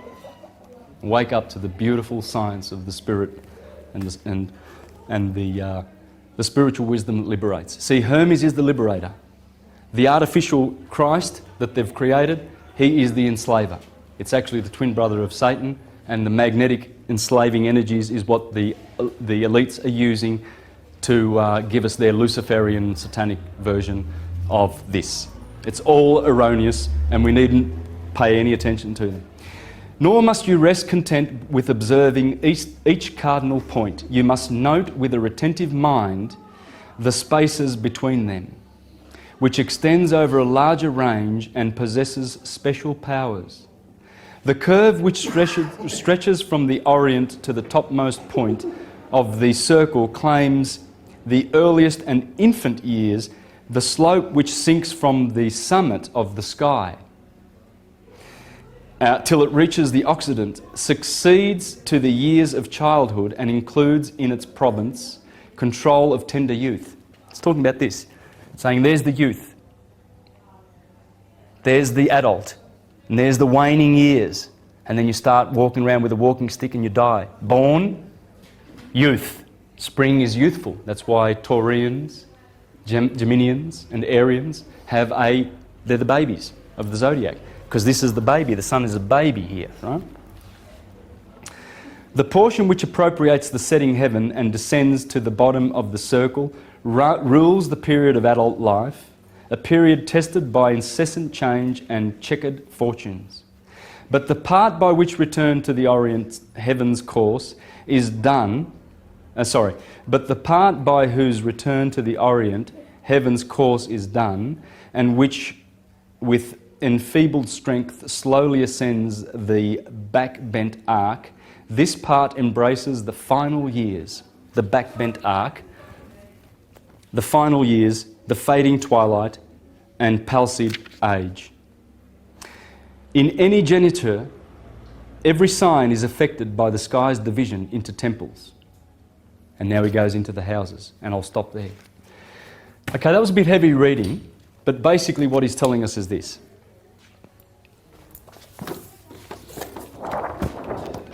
Let me just start this again. And we're going to do a big version of this. So what we're going to do now is we're going to do the same thing, except now the Tropic of Cancer is here and the Tropic of Capricorn is here. So what you can see what I did, that original circle in here, remember, I've made it large now, okay? And here is your, there's your cross. Remember the earth. That's the symbol for the earth. The ancients knew what they were doing. Oh yeah. Now, so the sun here at December the 21st is climbing the mountain. That's the shortest day of the year. And that's the longest day of the year. Very important to understand that, because that is obviously the beginning of a waxing waning cycle. Is it not? Right? Just like Sister Moon. This is all in the northern hemisphere stuff. No, this is both hemispheres. Okay. Yeah. Of course, here in Australia, this is the longest day of the year, December the 21st, right? But the science is Northern Hemisphere oriented. There's many reasons for that. I can quote Pappas, I can quote Thomas Burgoyne. I won't go into that right now, but it works. The north, because this is the north. And you're going to see Aries is in fact the north. It's not the east. I'm going to show you that in a minute. But it doesn't matter where you are. Southern Hemisphere, wherever you are, this science works because it works like this. March is the head of the human being there. The feet will never be there. So an Arian will never be a Piscean. He will always be an Arian if he's born on the 24th of March. Simple as that. The sun is in your head, it's not in your feet on the 24th of March. It will always be like that. Because once it splits that point there, see, let's have a look at this point. Equilibrium, equilibrium. So here we are beginning a new cycle. This is the waxing and the waning cycle, but this is the light cycle and this is the dark cycle. So one starts here and one starts there. Let's have a look at Sister Moon. That's Brother Jesus. Jesus is the sun. Mary Magdalene, the moon, what's she doing? It's important to note what the sun and the moon do every year in relation to each other. Here's the moon in her 29 days, 28, 29 days. She's doing the same thing. Notice where I put quarter moon?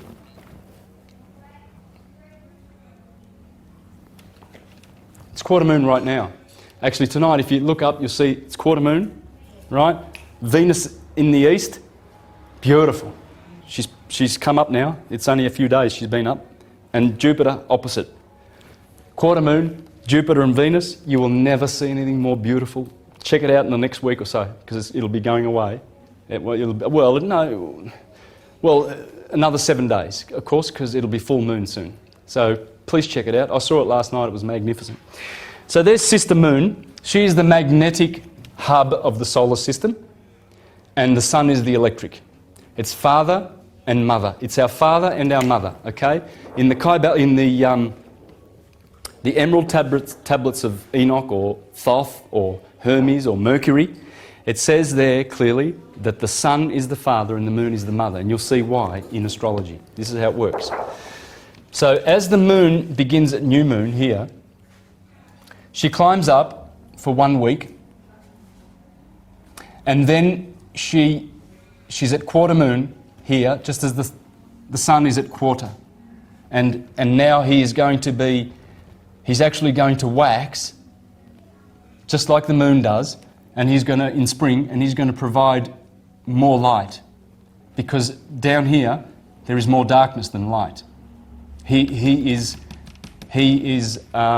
obstructed in his vitality and his ability to give us that summer energy, to revitalise the season so that we can eat and live. You see how the sun is our saviour, how Jesus is our saviour, right? You'll see how it works in astrology. It's very important. Then the moon climbs up and she's enthroned as the high priestess. This is Isis, up to here. And then Nephthys begins to wane. And she's the evil twin sister of Isis. You don't do stuff when the moon's waning. You know, stuff like plant. My father, this little Virgo Italian man from Calabria, he used to go around, we grew up in the Victorian Alps, tobacco country, and he always grew stuff. He can grow anything because he knows the moon. He knows the moon backwards. He knows when to plant what, when, where. And he'd go around to all the neighbours and he'd say, see your carrots? They're not going to survive. And they'd be going, dang, Vic's just cursed my carrots. And they didn't survive. Because your potatoes, they're good, that's good. And when did you plant those? No, that's no good. This is good, that's good. He went around to everybody's gardens and told them how they were going to succeed. You think astrology's got nothing to do with anything? This is where you plant. You plant in this portion when the moon's rays have a certain polarization, because they polarize one way here and polarize another way there. Okay, in the waxing and the waning. The sun is the same. We need to observe the sun in the same light. He waxes, he wanes.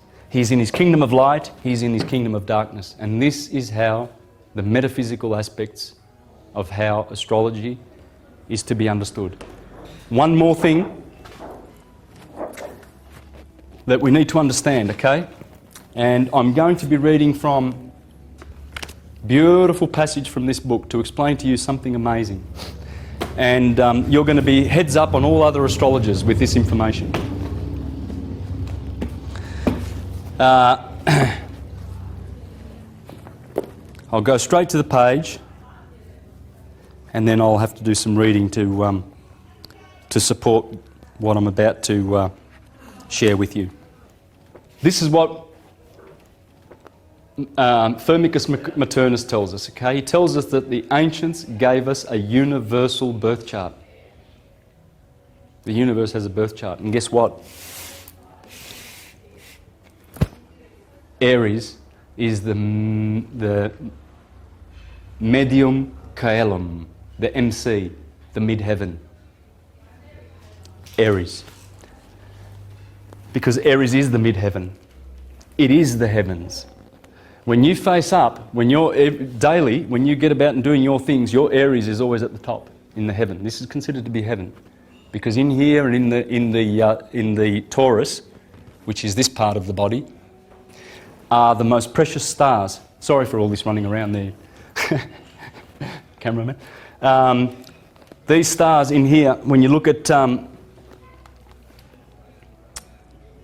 when you consider Taurus, you will see that there is a little star cluster called the Pleiades. And these are the Hyades. And there's this beautiful red star called Aldebaran, and the red star Betelgeuse. This is all happening in the head. This is the heavens. Because all this stuff, the Pleiades correspond to the pineal gland. And Alcyone, the governing star of the solar system, that's pretty much the throne of God. That's in the pineal gland. That's the throne of God. And so, Firmicus Maternus teaches us that the mid-heaven is Aries. Now, I'm going to get back to this, but we're just going to do a little bit of a divergence here. The Egyptians, this is pure Hermetic, because the Egyptians also placed the stars like this. Okay, it's fine to do that. It's perfect. In fact, that's how it is. But you must understand in your mind that that point of the equinox is happening up here. March the 31st is here. The break of dawn is here. The sun always illuminates the mind first. You see, when the sun comes up at 6 a.m. in the morning on March the 21st, bang, the light is in your head. There is fire in your head. The pineal gland and the pituitary gland are in your head. And so you see how the ultraviolet, infrared, because red is the bottom chakra and violet is in Aries. Right? Because these are the colours of heaven. Okay? Now, the Egyptians understood this because they placed the scales of Libra right down here in the underworld. In fact, they said the soul coming from Cancer, the moon, it descends and goes through the 7 orbs and reaches maturity as a soul and ascends out of Saturn in Capricorn. So the soul ascending from the moon and incarnating goes through the orbs.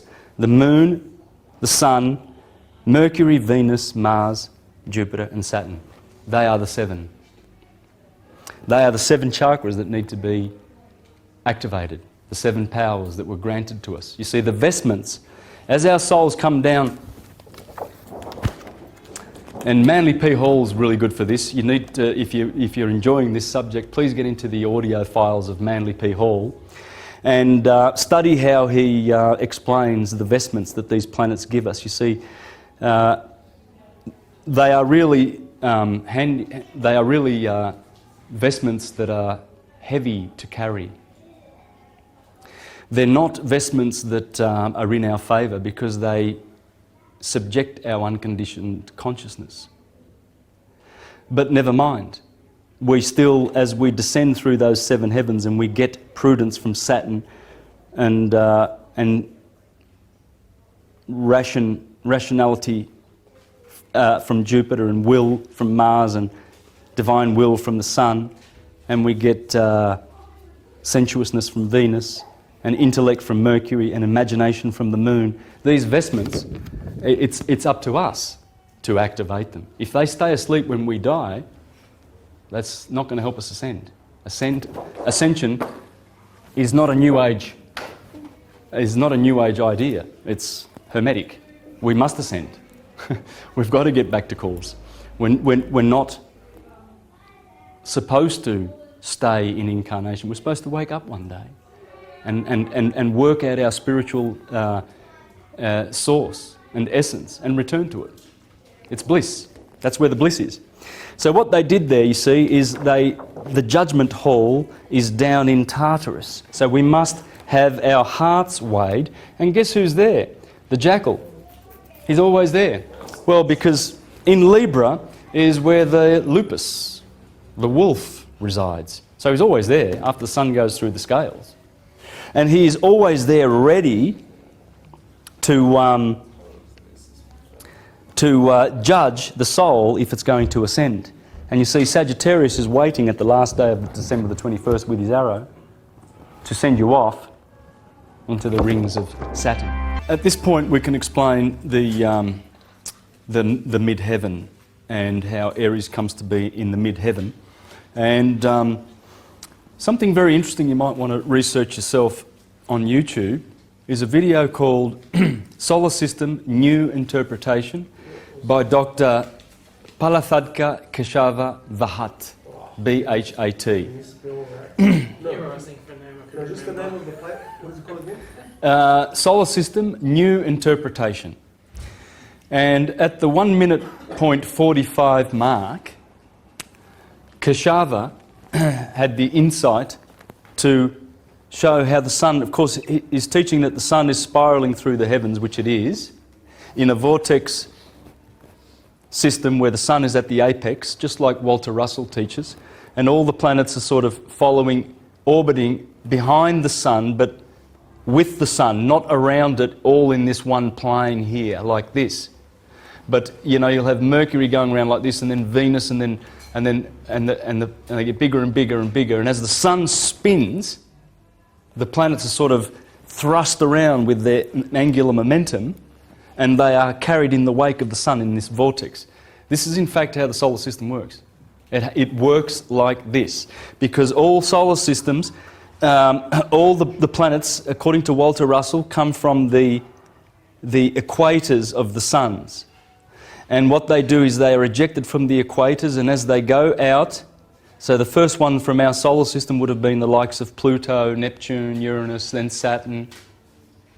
And that's when Saturn had dominion over the world. Then Jupiter takes over from Saturn, Mars, Venus. And all these planets, what they do is they get bigger and bigger as they recede away in the wake of the sun, as they grow. Our Earth is growing, yeah? You can check this out on the internet.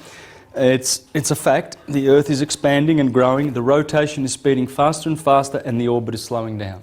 So these orbits slow down and they recede and go away from the sun, and the rotation speeds up to keep the equilibrium between centrifugal and centripetal forces.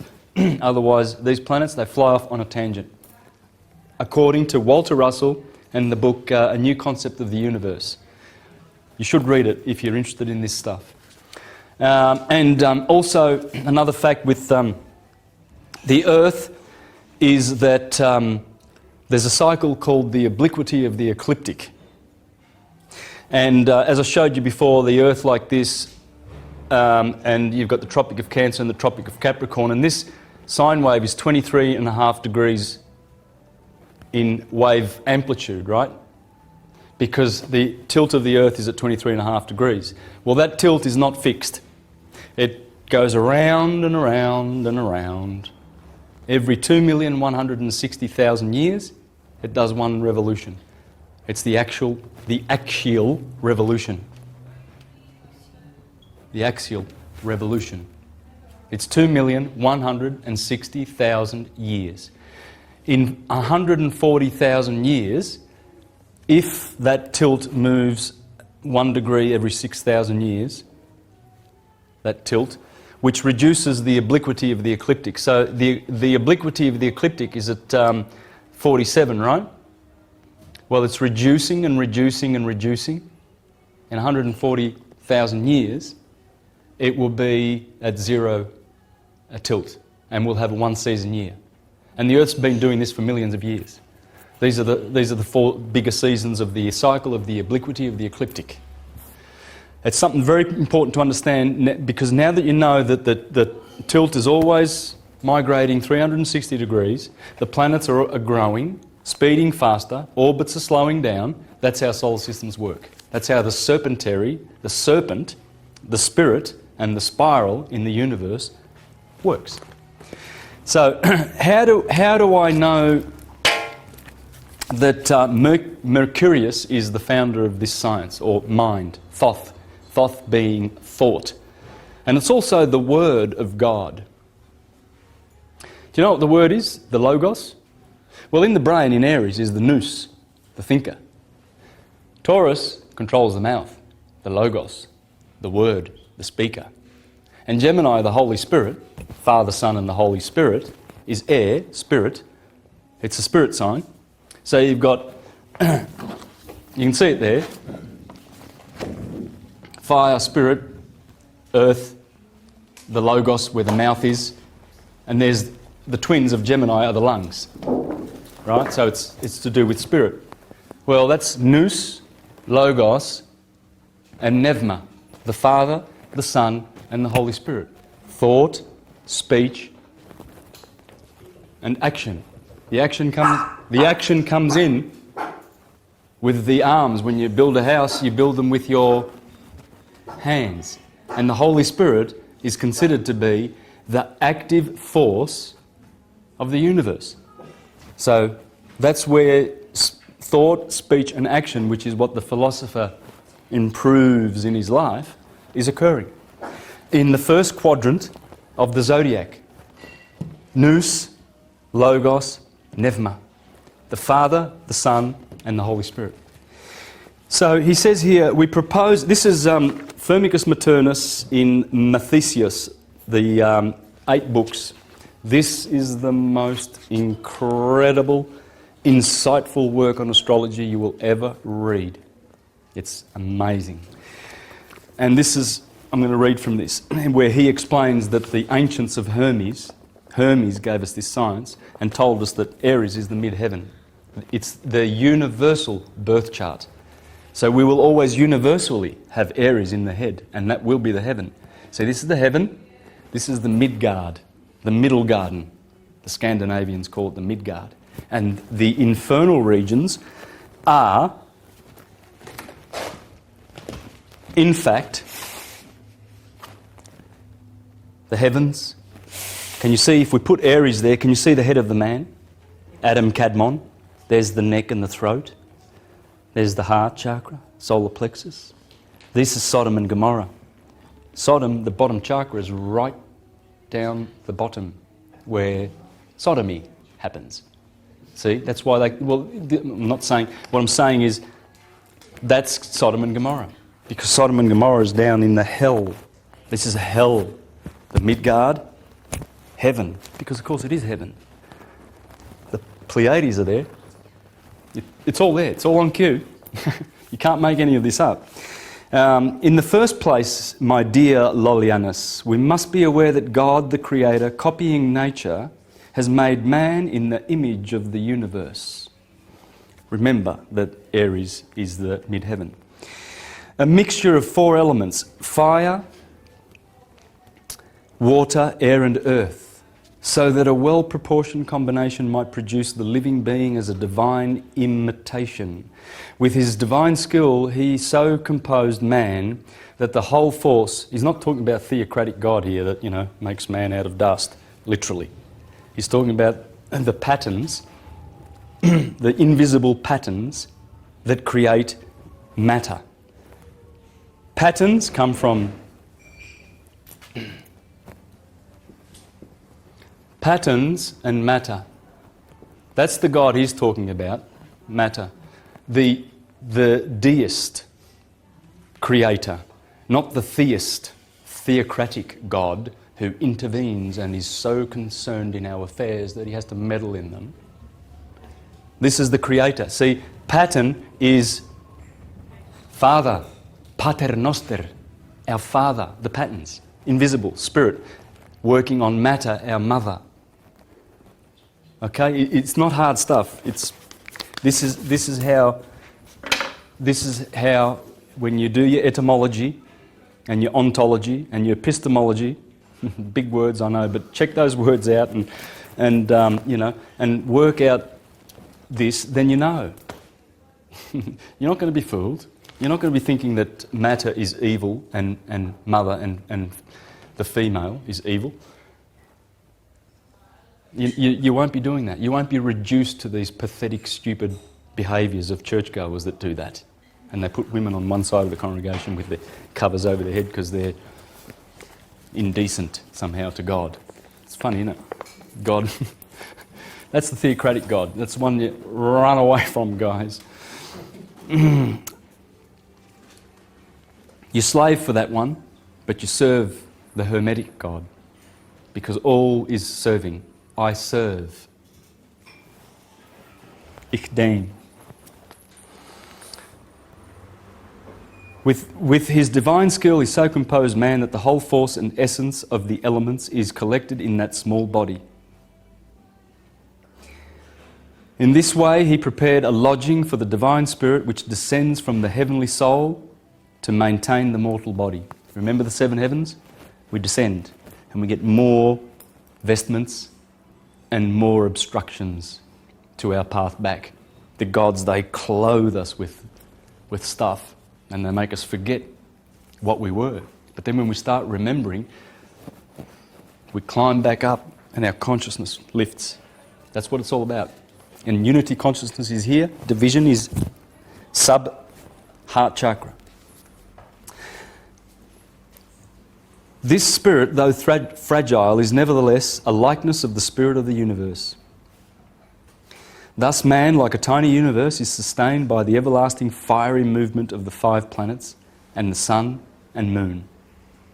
That's how man is sustained. The 5 planets and the sun and the moon. Those divine men, altogether worthy and admirable, Petosiris and Nechepso. We're starting to get some names. Take note of the names, guys. Petosiris, or Osiris, Petosiris, and Nechepso, or Nechepso, who approached the very secrets of divinity, also handed down to us the birth chart of the universe in order to show us that man is made in the likeness of the universe according to those same principles by which the universe itself is ruled, and that he is sustained forever by those same everlasting fires. Petosiris and Nechepso in this doctrine followed Asclepius. Remember Asclepius? The healer of Ophiuchus, Hermes' subsequent follower, the healer, the god of healing. They're all principles. It's the principle. Mercury is the bright divine brain that we're going into now with the higher consciousness. That's what it is. Mercury is the one that gives us this. This brain can't work that out. We need it to do all the data and the figures so that we've got the figures right, but we can only intuit it. It's got to be intuited. And that's what the higher mind is. Hermes. It's Hermes. And Moses is also Hermes, okay? Never forget that. The Jews identify who who the guy with the stylus is. Hermes is the guy with the stylus, Mercury, and Moses is the writer. He wrote the 5 books. Well, and the 2 tablets of the law. Would that be the wings of the caduceus that Mercury holds and the intertwined serpents? The serpent that Moses intertwined in the wilderness? And Jesus is going to be hung like a serpent on the cross, he said. It would be. And Moses died on Mount Nebo. Wouldn't that be who the Babylonians called Mercury?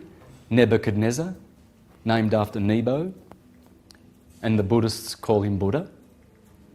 It's the principle. It's the right brain. So to them, most powerful Mercury entrusted the secret. They set up the birth chart of the universe as follows: the sun in the 15th degree of Leo, the moon in the 15th degree of Cancer, etc. I'm going to miss that because I'm not going to be able to get through this. By this, they wish to prove that the fates of men are arranged in accordance with this birth chart. On the chart, just as is related in the book of Asclepius, which is called Myriogeniasis. Then he goes on to explain, Saturn is number 1, then Jupiter, and then as I've done, I've shown the order of the 7. They have a specific order in accord to their hierarchical position. So Saturn gets top. He's the top because he takes 29.5 years to go around in his orbit. Therefore, he's the boss because Jupiter takes 12, Mars takes 2, the Sun is, well, it's 1 year, that's why it goes in the middle. And then Venus is 225 days, and then Mercury's 88 days, and the Moon is 28. So the Moon's at the bottom, she's the Alpha, and Saturn is the Omega. The Alpha and the Omega. And they are the 7 vowels of creation. A, E, I, O, U. The 7 vowels. Take note because we think there are 5. There are not. There's 2 E's and there's 2 O's. You've got A and E, and you've got O and O. A, E, I, O, U. And that is the Alpha and the Omega, the creative sound. And the Indians reduce that to Aum. And they bring it down into the lower, to energize the lower chakras. Aum is, guess who? The Amen. In Egypt they say Aum, and then they give you the name En, because the sun is En. The sun is on. Because when the on comes up here from the Piscean darkness every morning at 6 a.m, when the sun comes up out of the waters of Pisces, Mary, the sea, the on, you turn the light on, and he's the one. See, in Egypt, the city of On was the city of the sun, Heliopolis. And when you turn on the light, that's the one, because the sun is the one. That's why his name is Sol. Solo. And the moon would be Mono. So, you see the N. Solamun means the sun, and Amun. And it's the hidden one. Amun means the hidden one. Now, why would it be hidden? Well, it's hidden because you got to. Have you ever noticed this? Where would the hidden one be hiding in the alphabet, I wonder? The Amun. Amun means hidden, and Christ is the hidden one. Can you see the word Christ in the alphabet? It's hiding right there. It doesn't matter what vowel you put in the middle of that. It doesn't matter. Crest. In fact, Suetonius and Tacitus call Christ Crestus. So crest, Christ, it doesn't matter. In Japan they call it Kiri. Kido. This is the Kido, the Christ. It's hiding. That's what they do. And there's many more. This stuff you can learn from Alvin Boyd Kuhn, as he puts the letter A here, and then he goes around and M is here. And A is followed by B, Abba. Abba is the father. And M is the mother. The middle letter of the alphabet is M. Matter. A is for spirit. Spirit and matter. If you see the South Korean flag, for instance, you'll see that they have the yin and the yang, right? And this is the yin, red, and then the blue part, southern part of their flag is the water. M is water, marine, Mary, maritime, and N next door, navy, naval, nautical. So M and N, and in fact in the Jewish alphabet, M is mem, and it means water. And the word next door, nun, means fish, to swim in water. So M and N are here, right on cue. And you want to read that. It's the esoteric alphabet by Alvin Boyd Kuhn. So now this is the point he comes to. And so from events which actually occurred in history of mankind, the hypothetical birth chart of the universe was put together with allegorical meaning. It has been handed down to us as an example to follow in the charts of men. So that we may not seem to have left out anything, we shall explain how it can be proved that man was created in the image of the universe.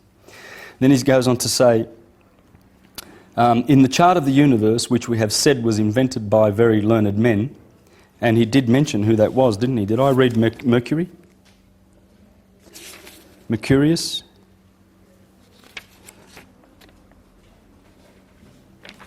Necepso and Petasiris and Asclepius we got. Oh, and Hanubius is here too. Hanubius. Oh, here it is. To them, most powerful Mercury entrusted the secret. I did read that. Okay?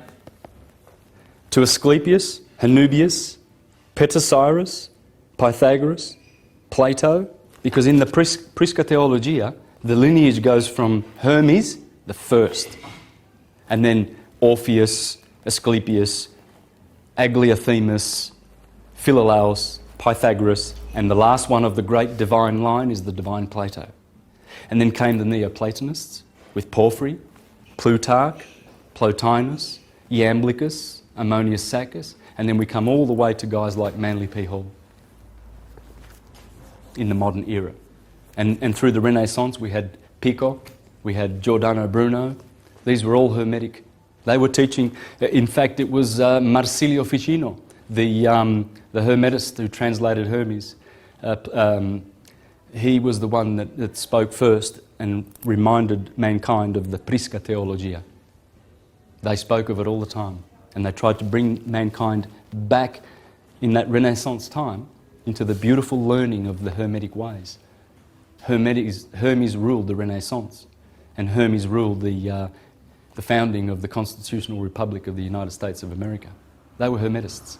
Thomas Paine clearly said in his book Age of Reason, the sun is a parody on, the Christians have Jesus and replace him as, it's a parody on the sun and nature's cycles. He exposed it there, that the sun was this, Jesus Christ with his 12 disciples.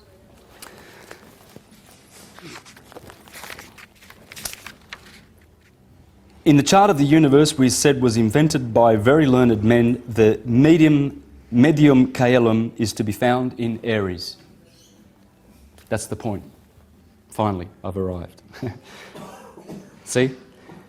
First of all, he's just revealed in this third book that where the science comes from, and he's named names and named the antiquity of this science and how carefully these priests devoted themselves to this art. And then he names where they said that Aries is always in the mid-heaven. So we are placed appropriately. Our Pisces water feet touch the earth. Our Aries fire head is in the air. Okay? Earth, fire and air are masculine, and water and earth, the feet are always touching the earth. Like a magnet, should be. Everything's right. It's all how it should be and on cue. This is because frequently, or rather always, in all charts, the medium heaven holds the principal place. The principal place always belongs to Aries because he, in Greek, is called Krios, the head. And the Jews and the Arabs call this the head. Aries, the Lamb of God. And from this we deduce the basis of the whole chart, especially since most of the planets and the luminaries, the sun and the moon, send their influence toward this sign. So all the planets, he just said, all of them, the sun and the moon, they send their influence to that sign. Yeah, up to the Pleiades, up to the pineal gland. Now, the reason I mentioned Keshava Bhatt, at the 1 minute 45 mark of his video, The Solar System, New Interpretation, I urge you to watch it, and also have a look at Nassim Harriman's version of this solar system. It's a little bit different, but it works. And at the 1 minute 45 mark, you will see this. He was doing his thinking. He's got the sun going around. He's got the sun going around with all the signs of the zodiac, like this, as it goes spiralling through the heavens. And guess what he's put up here as which sign of the zodiac? Aries. Take note of that video. Have a look at it. And please meditate on this and understand what that means. Always we have this. And remember, we discussed that this is a cycle of waxing. This is a semi-cycle of waning. And this one is of polarity. Okay, this one is doing... is a cycle of, equilibrium and giving a polarity, a certain polarity. Heat, cold, day, night. Okay? So you see how the two spheres are divided. Light and day. They're two different forces, and then you've got the process of waxing and waning. When you understand this, and the moon's doing the same thing, and so are the planets. Right? But they're always just... They never, ever come to the same place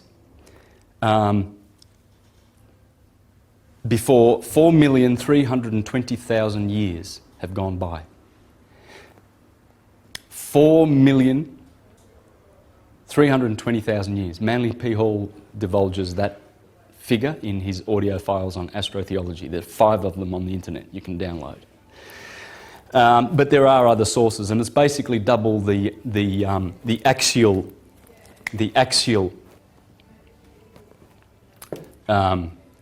revolution. Remember that one? 2,160,000. Yeah, it's basically double that. Now, but it's interesting how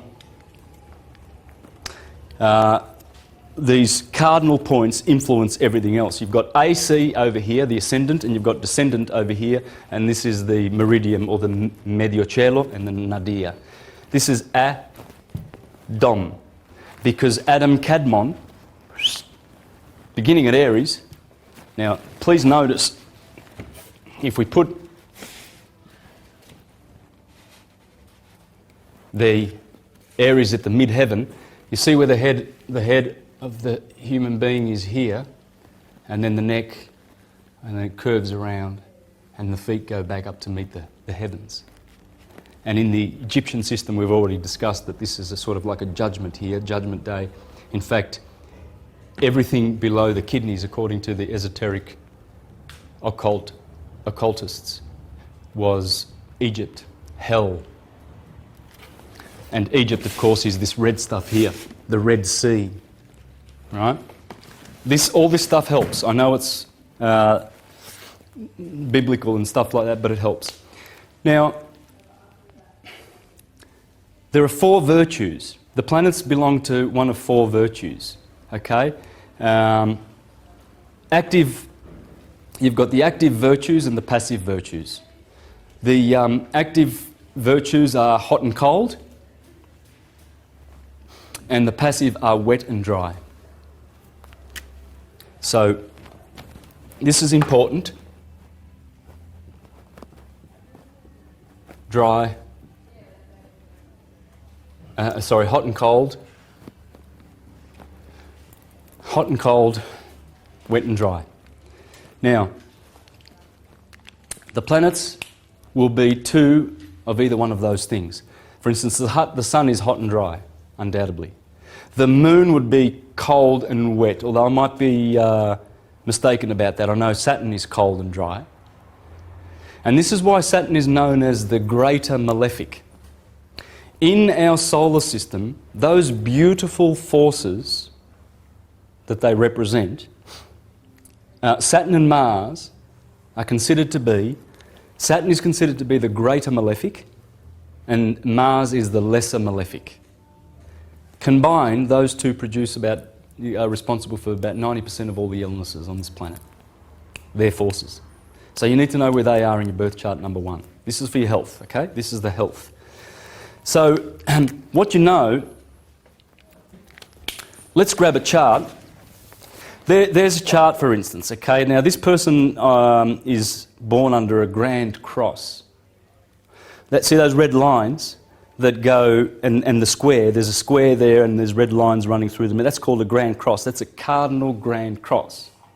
Because those points are in the cardinal signs, Libra, Cancer, Aries, and Capricorn. This will produce illnesses in the native. This person will have problems. Basically, that's a lot of friction. To be born under a grand cross is very, very special. I've got 4 examples here.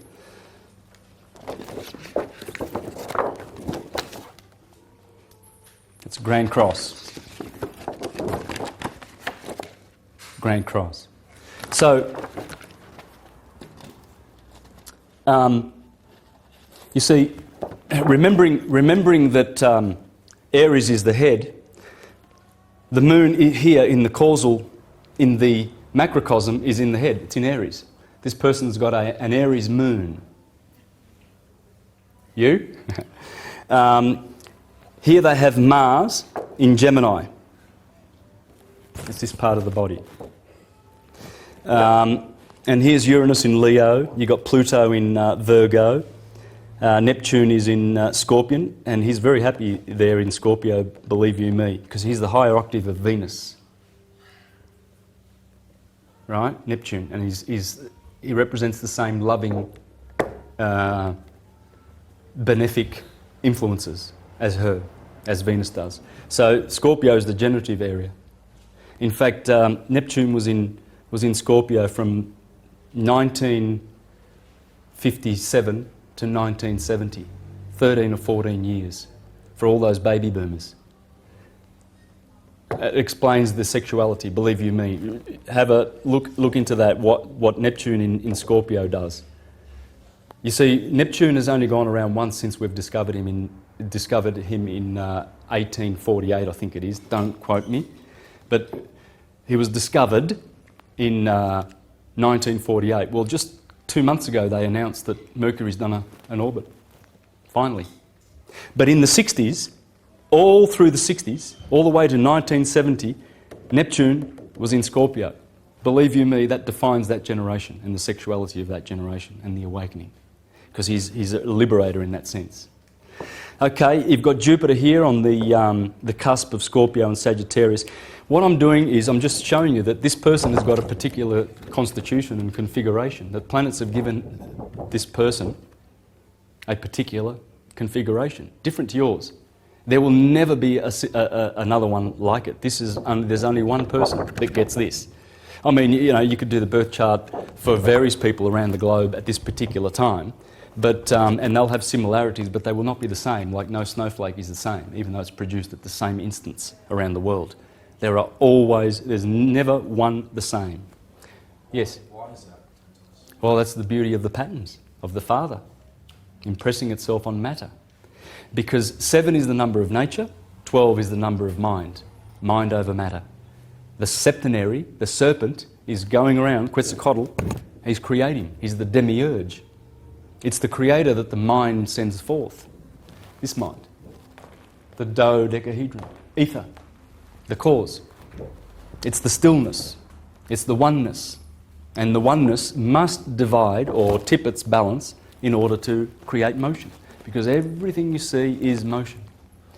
And this is why this science is so important. Because when you understand that, and you don't get fooled into thinking that there's any substance in the elements of the periodic table. Gold is hydrogen, hydrogen is sulfur. They're just different states of motion. And in order to grasp that, I would suggest reading Walter Russell's book, The New Concept of the Universe. That man had his pineal gland opened at a very early age. You can do research on him and find out, but That wasn't the one that did Trepanning, was it? well, he relates to the world in his biography that's how he got to know nature, and you can't debunk him. Try and debunk him. You won't be able to. Everything he says is electricity and magnetism. The electricity gravitates, and radiation, the feminine, radiates. And that's what you get here. See? You get gravity, or rather radiation, and gravity. See, what's going on is equilibrium is here. Creation occurs where you pull something off equilibrium. Otherwise it wants to stay still. This is stillness. In order to, and it's oneness, and it's the universe. And in order to make the duality below sub-ether, it produces electrical effects, the suns, the father fountains. And they are responsible for everything that exists materially. And this is how it happens. We have, in this cycle, we have in the sine wave, the sin wave, we have the serpent. The seven.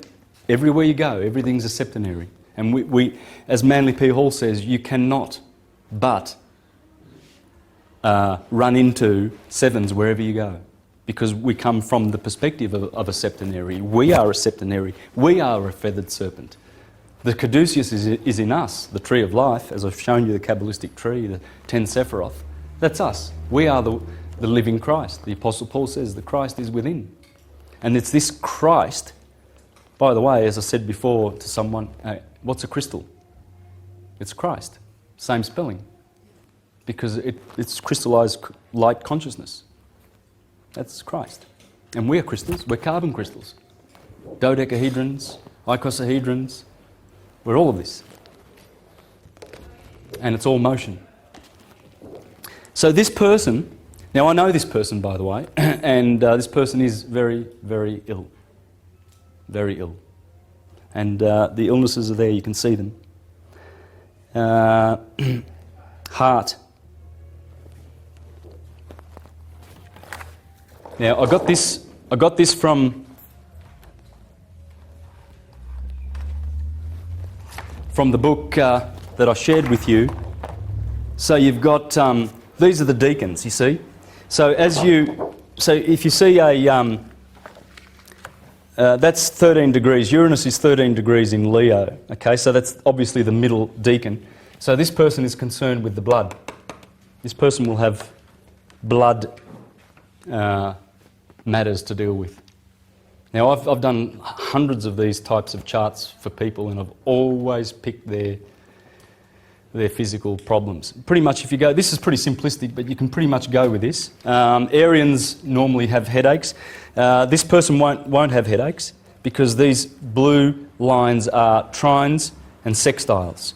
Trines and sextiles, see, because these aspects, Uranus is aspecting with the moon, and it's fire with fire, that's a trine, it's 120 degrees, and that's giving good energy to that. You see? So this person will not have headaches, but if that was, say, if Uranus was here in Cancer, then you would have one of these, a square, 90 degrees. And then this person, being in the 18th degree of Aries, would have migraines. I've picked hundreds of these. That's what I look for. First thing, I look for the oppositions. You look for all these, malefic aspects. And I usually look, my eyes always go first to Saturn and Mars to find out what they're doing, because they are the malefics. And whatever house they are in, you see this is Saturn in the first house of this person. So that will have a malefic influence. Or it'll have good influences too. But that being the first house, see the houses are below the horizon, so that deals with you. I'm going to get to that in a minute, but for now we're doing the health. But Here we have Capricorn is the knees and the skeletal structure. Here we have Aquarius, which is the shins and the circulation. Because Leo is the heart, directly opposite, the blood and the circulation. And so this person seems to have afflictions there, but you need to work out the degrees. 21 degrees Mercury and the Sun in Aquarius. This person is an Aquarius. 21 degrees and 23 degrees. That's the third decan. Aquarius rules the movements. Knowing the person, I can tell you, rest assured, that that's the situation. So you look for these things because, like acoustics, the vibrations that come from these orbs are like the acoustics that an engineer has to work with at a gig. He might have his 30-band EQ with him, and he'll start over here, and he's got 30 bands along the spectrum, the lower vibrations and the higher vibrations over here, and he'll pull out the frequencies that are feeding back. They're squaring or whatever, you see.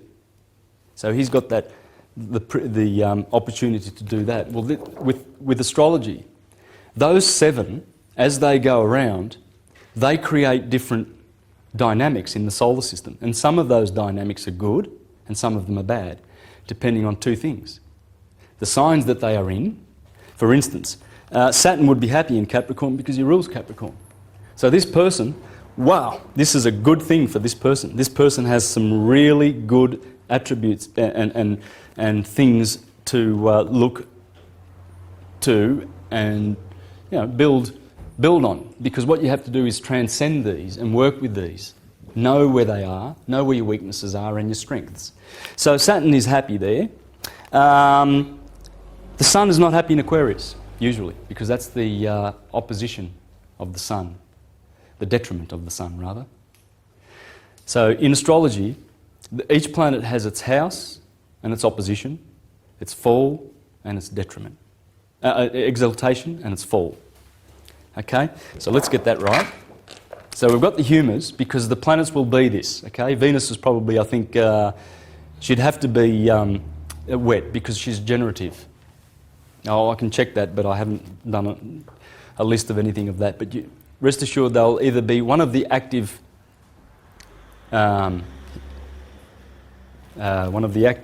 virtues, or one of the passive virtues. Okay, so you've got the house of a planet and its detriment.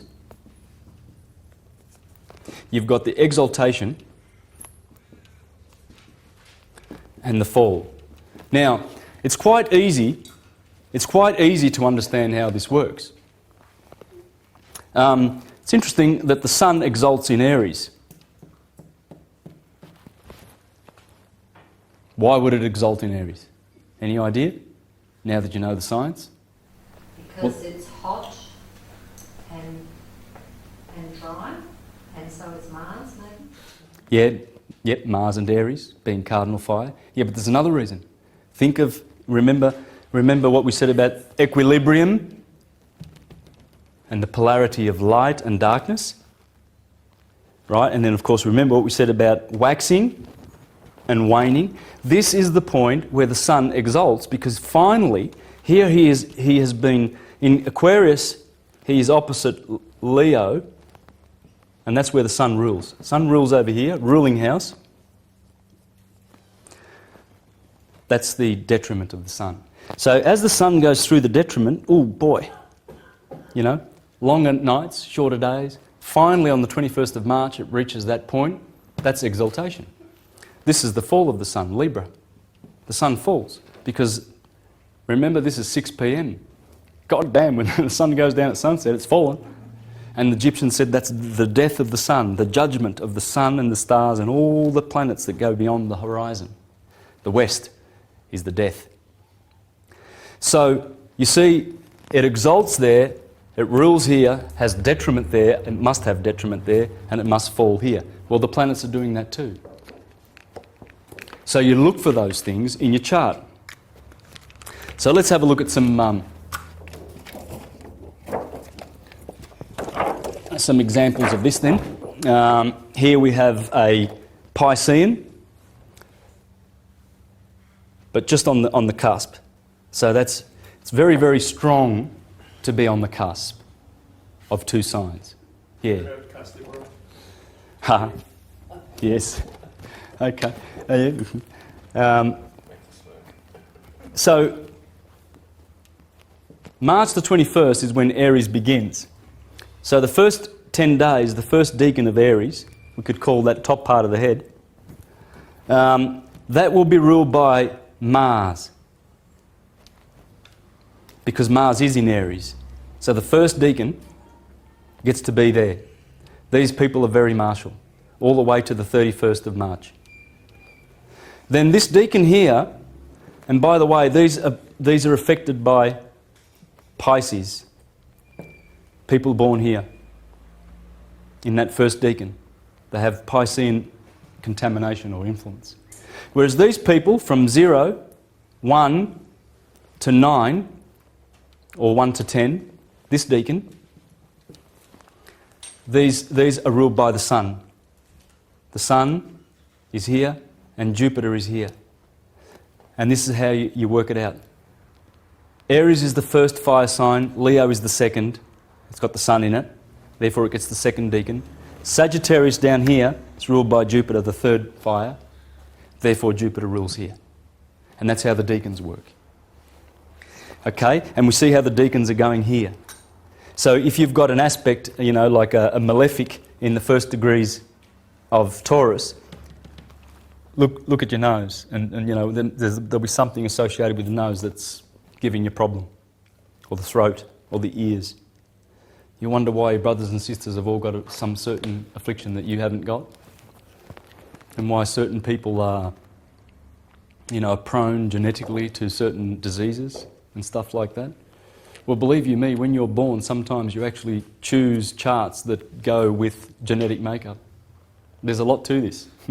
Yeah, your souls, when looking for incarnation, go to configurations, and at the right time that will give them similar configurations for the family's vibration and the way they are configured. Because that's how you get into incarnation. You get attracted to certain spirits or certain kinds of characteristics in families that you're attracted to. Same vibration. It's like a soul group. So again, here we see good aspects. This person has a lot of good aspects. There's the first degrees of Pisces, and so that would rule coordination. They'll be good on their feet, right? Rest assured, if that was a bad aspect, these people would have trouble with their balance eventually, because that part of their solar system has been debilitated. The acoustics are not vibrating the way they should. See, those planets want to go around and rejoice in certain signs. They rejoice in certain... For instance, the Sun is always happy in Aries. Loves it. The spring, impregnation. This is glorious, the exaltation sign of the Sun. He knows where he's happy. He knows where he exalts. You see? But then if there's a planet over here and it's afflicting it, these Arians with afflictions, have usually got those particular problems. Concentration, migraine and skull. Now, let's go on to the houses, because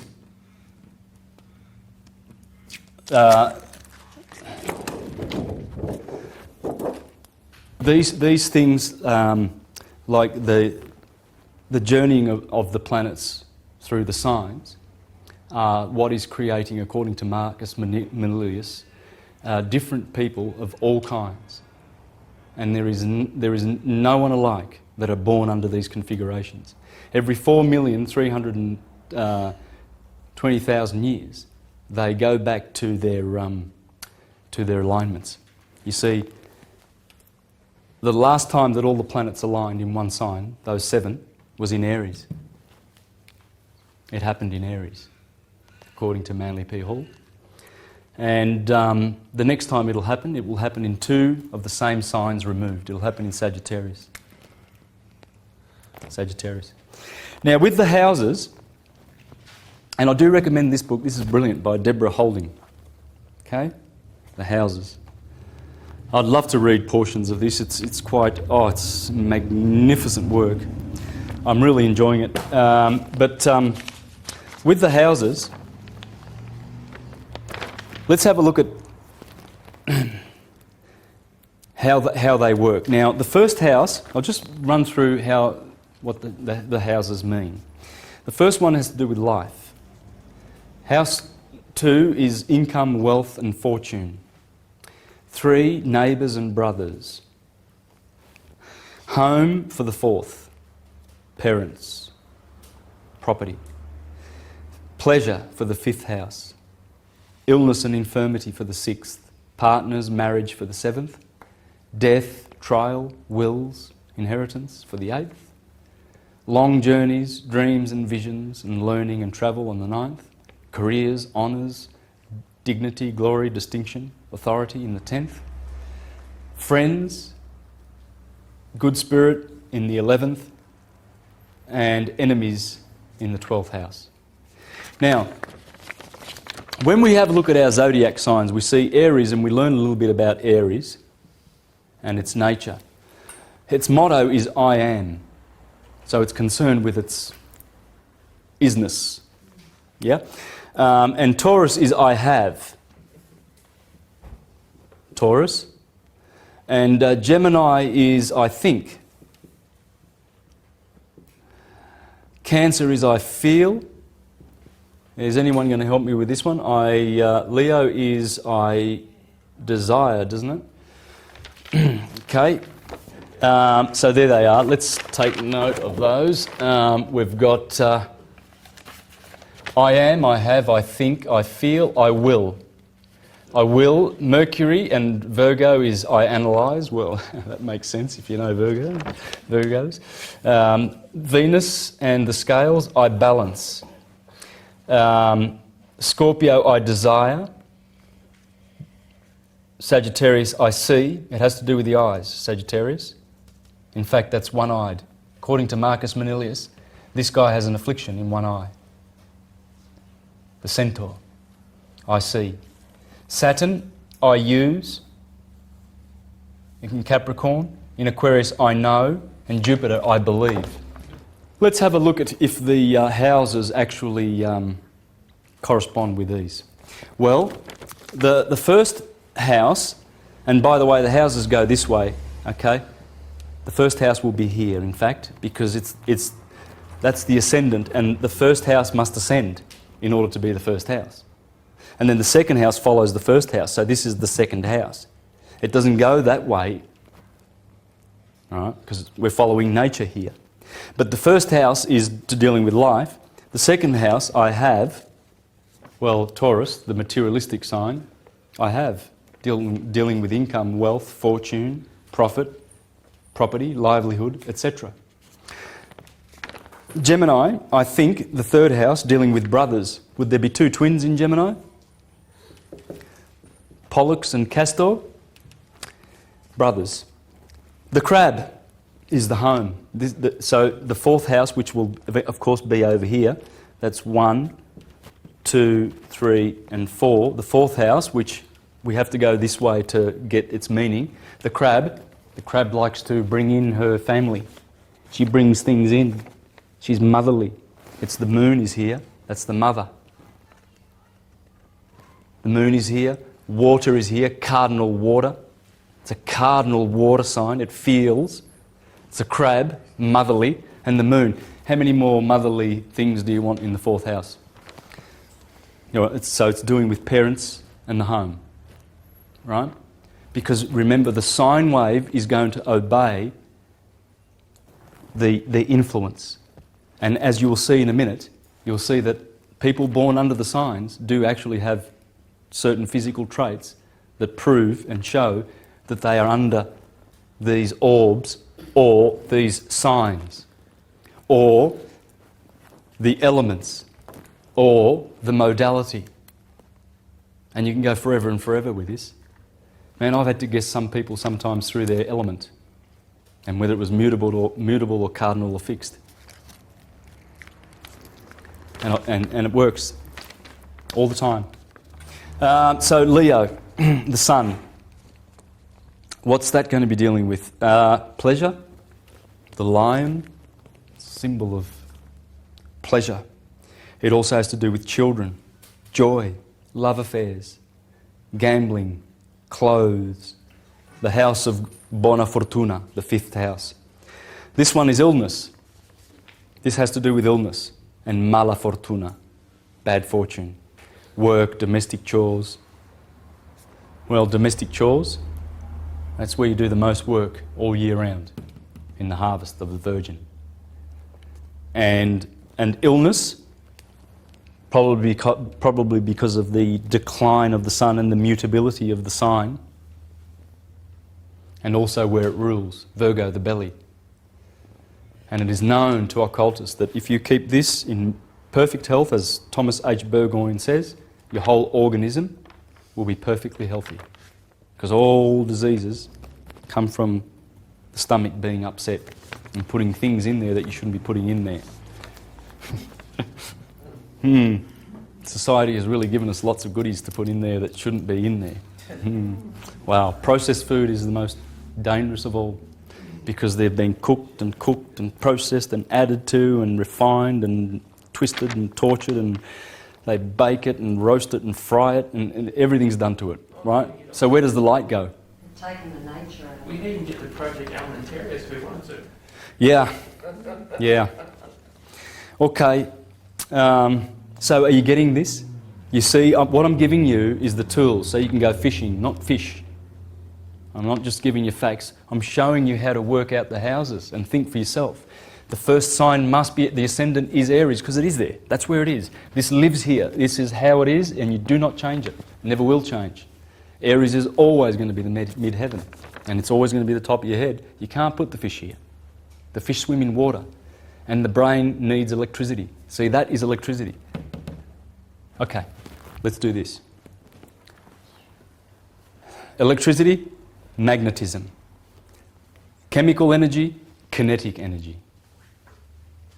Now you're getting it. And I'd like to thank Johan for that. Check out pateo.nl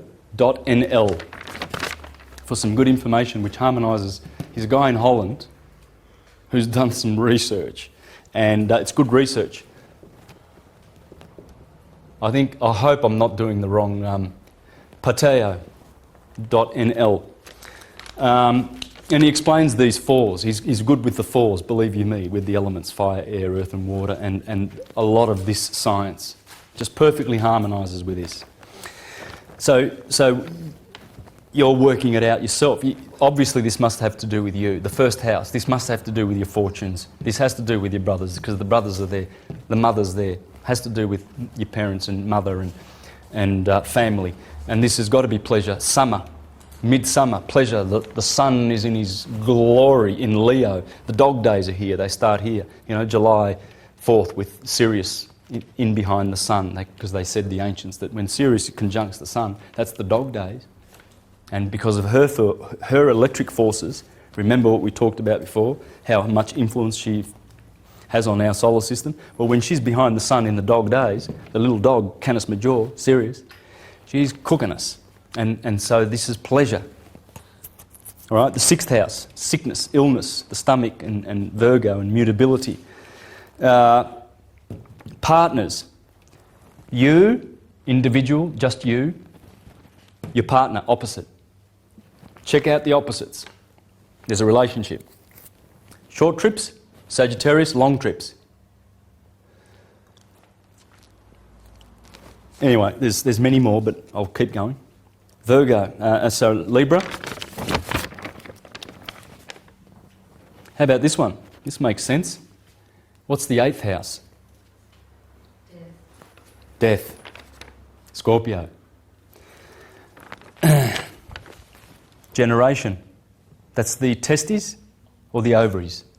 That's what Scorpio rules. So when man and woman, husband and wife come together to reproduce, they give death. They don't give life in the Hermetic wisdom, don't they? So it's the house of death. That's Scorpio, but it's not, death is life. The philosopher knows that when you die, you live. We come from spirit into matter for in the sine wave, in the spiral of time for a short period, and then we disappear back to where we came. There's no more body. It's in the grave, in the tomb, is it not? Scorpio has to do with that death also, because when the sun goes through that sign, which it is in now, what is it, the 6th of November, we're right in the heart of Scorpion energy, man. Fixed water, very emotional, generation, death and life, deep esoteric sign. These people make good priests. Yeah, they do. They go, their nature, this Mars with fixed water and Scorpio, because the serpent is here too, and the eagle. They have that eagle. I'll show you in a minute. I've got some photos of Scorpios, and you see they all have beaks, bird beaks. This is not, I'm not making it up. I see Scorpios all the time. I see that bird beak. I see the bird. I go, oh, this is a Scorpio. Yeah, there's a Scorpio coming. You can see it. You can see the canine in Aries. You can see the feline in Leos. The bovine, the equine, you can see it. If you can't see it, you're not looking for it. So this house is, as I said, long trips. And by the way, remember I said short trips over here? Well, in the Mediterranean, most boats were called Pollux and Castor. In fact, the Apostle Paul took a boat from Malta to Pozzuoli, I think, near Naples, on a boat called Pollux and Castor, because Pollux is Paul, the Apostle Paul. There's many hints as to Paul being Apollo, the sun, and that's one of the hints in the Bible. And there's many others. I mean, he had an affliction in the eye. Well, opposite Gemini is long trips, Sagittarius. Remember, Sagittarius is the one-eyed. And the Apostle Paul has an affliction in the eye. And that's a fact. You can read the Bible, it's in there. Paul, Apollo, Pollux. So this is how you got to think. When you start putting all these various bits of data together, then the whole piece just comes together. Everything connects. There is nothing that does not connect. Are you seeing that? Are you appreciating that aspect of this? Yeah, nothing's sort of wedged in and sort of doesn't fit. It all flows, all of it. And it must, if it's a perfect science, and if it's going to do us any good. Why would Hermes give us? I mean, and Hermes, you've got to remember, is the guy who, as I said at the start, these guys, the indigenous wisdom keepers, they know how long Hermes has been around for. And they know that those guys were much more conscious and smarter than we are now. And there's one symbol of that to remind us. The Cheops. The Great Pyramid. Let's call it the Great Pyramid because Cheops didn't build it. And these guys tell the truth about this 50 or 60,000 year history of Egypt. And that's what the tour we're going to do. We visit all pre-dynastic sites and explain them. Yosef, the son of Abdel Hakim. All right, so this wisdom that was devised there in Egypt, like they wouldn't have botched it up. There's no way. This priesthood was, they didn't botch up the pyramid. It's perfect. The greatness, engineers go there and they just can't comprehend. Most of the average person goes there and goes, oh, that's just a bunch of rocks. Let's go to McDonald's. They see it as like, it doesn't look good, you see, because in the 12th century, the Arabs needed rocks. Sorry, the Great Pyramid does not have a top. They needed... Casing. Hey? Casing stones. Yeah, they stripped the casing stones off it. 1,000 years ago, if you were around, you went down to Egypt, you would have seen this was beautifully just. Man, you couldn't even see a join between the two rocks. It was that polished that it was reflecting. The limestone was reflecting like a mirror. This engineering is the same as this engineering here, one and the same. And anyone who comes along and poo-poos this, oh, astrology, isn't that a pseudoscience? Well, that's the time to either decide whether you're going to have an argument or just walk away. Don't bother. I've learnt not to bother, unless I care for the person in one way, and I'll say, look, what do you know about astrology? And I'll get into it. But usually half an hour down the track, you plant the seeds anyway. You can only do that. In fame, the 10th house. Fame. I wonder why you'd have fame in the 10th house. Well, the 10th house corresponds to...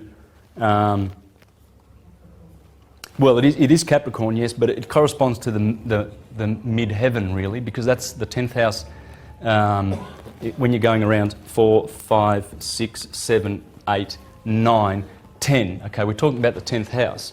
And the mid-heaven is between these two houses. So this one is religion and fate and dreams and visions and learning. And this is your career, honours, dignity, authority, power, glory, distinction, etc. And so why? Well, obviously because the sun now is in its mid-heaven and he's receiving his honours and glory. He's collecting. He's dignified. We look up and summer sun, you can't say, oh, you weak sun, my plants aren't growing, you're useless. You can't curse the sun on that day. You can curse him here if you're so inclined. I don't know why you would, but that's the blessings. He's in the top of the kingdom. So, of course, you're going to get honours and fame and glory. So, and you have love. You have in the 11th house, you have love, ambition, triumph, good spirit, friends, and then the 12th house. 12th house, which is, of course, Pisces, is the house of enemies. Enemies, friends. Oh, I stuffed that up with Aquarius, didn't I? Saying that was enemies. Yeah. So friends. But of course, I went around back that way. You understand why this is the first house below the ascendant, because it has to come up. It's coming up, and therefore it's the first house, and it has those attributes. It has to do with you. It's your ascendant. It's going to give you your skeletal structure. And we're going to have a look at that now. We're going to see how important the ascendant is in the way you look. So when you know your ascendant, it defines you. This sign coming up, the first sign, the first house, is about you, your life. Then as the sun goes around this beautiful curve, then it relaxes in the energy of Taurus.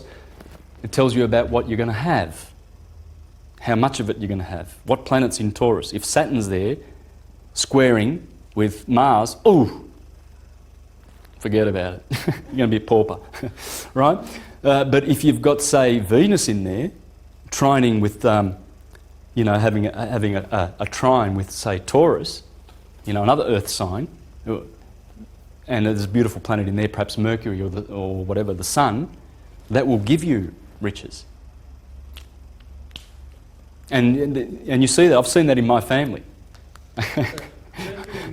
I won't give an example because it's negative on me.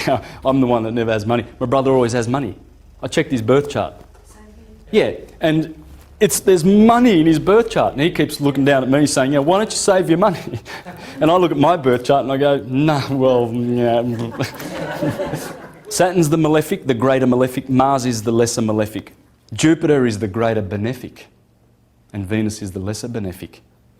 But the Sun, the Moon, and Mercury, Mercury is a hermaphrodite. He's never further away from the Sun than 28 degrees. And Venus is never more than 48 degrees. Mercury and Venus and the Moon, because they are inferior, remember they're in the inferior world because they're closer to the Sun. So you can never see Venus full, never. She's always 2/3 full, or 3/4. That's why, you know, the Arabic flag with the crescent, that's not the crescent of the moon. That's the crescent of Venus. The green flag is the sign of Venus, the colour of Venus. Yeah, but that crescent proves how much science the Muslims knew. Yes. Because the Muslims, they actually were the first religion to officially recognise science. The Vatican would never do that.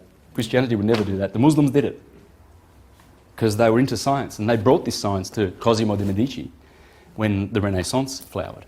But that crescent is Venus.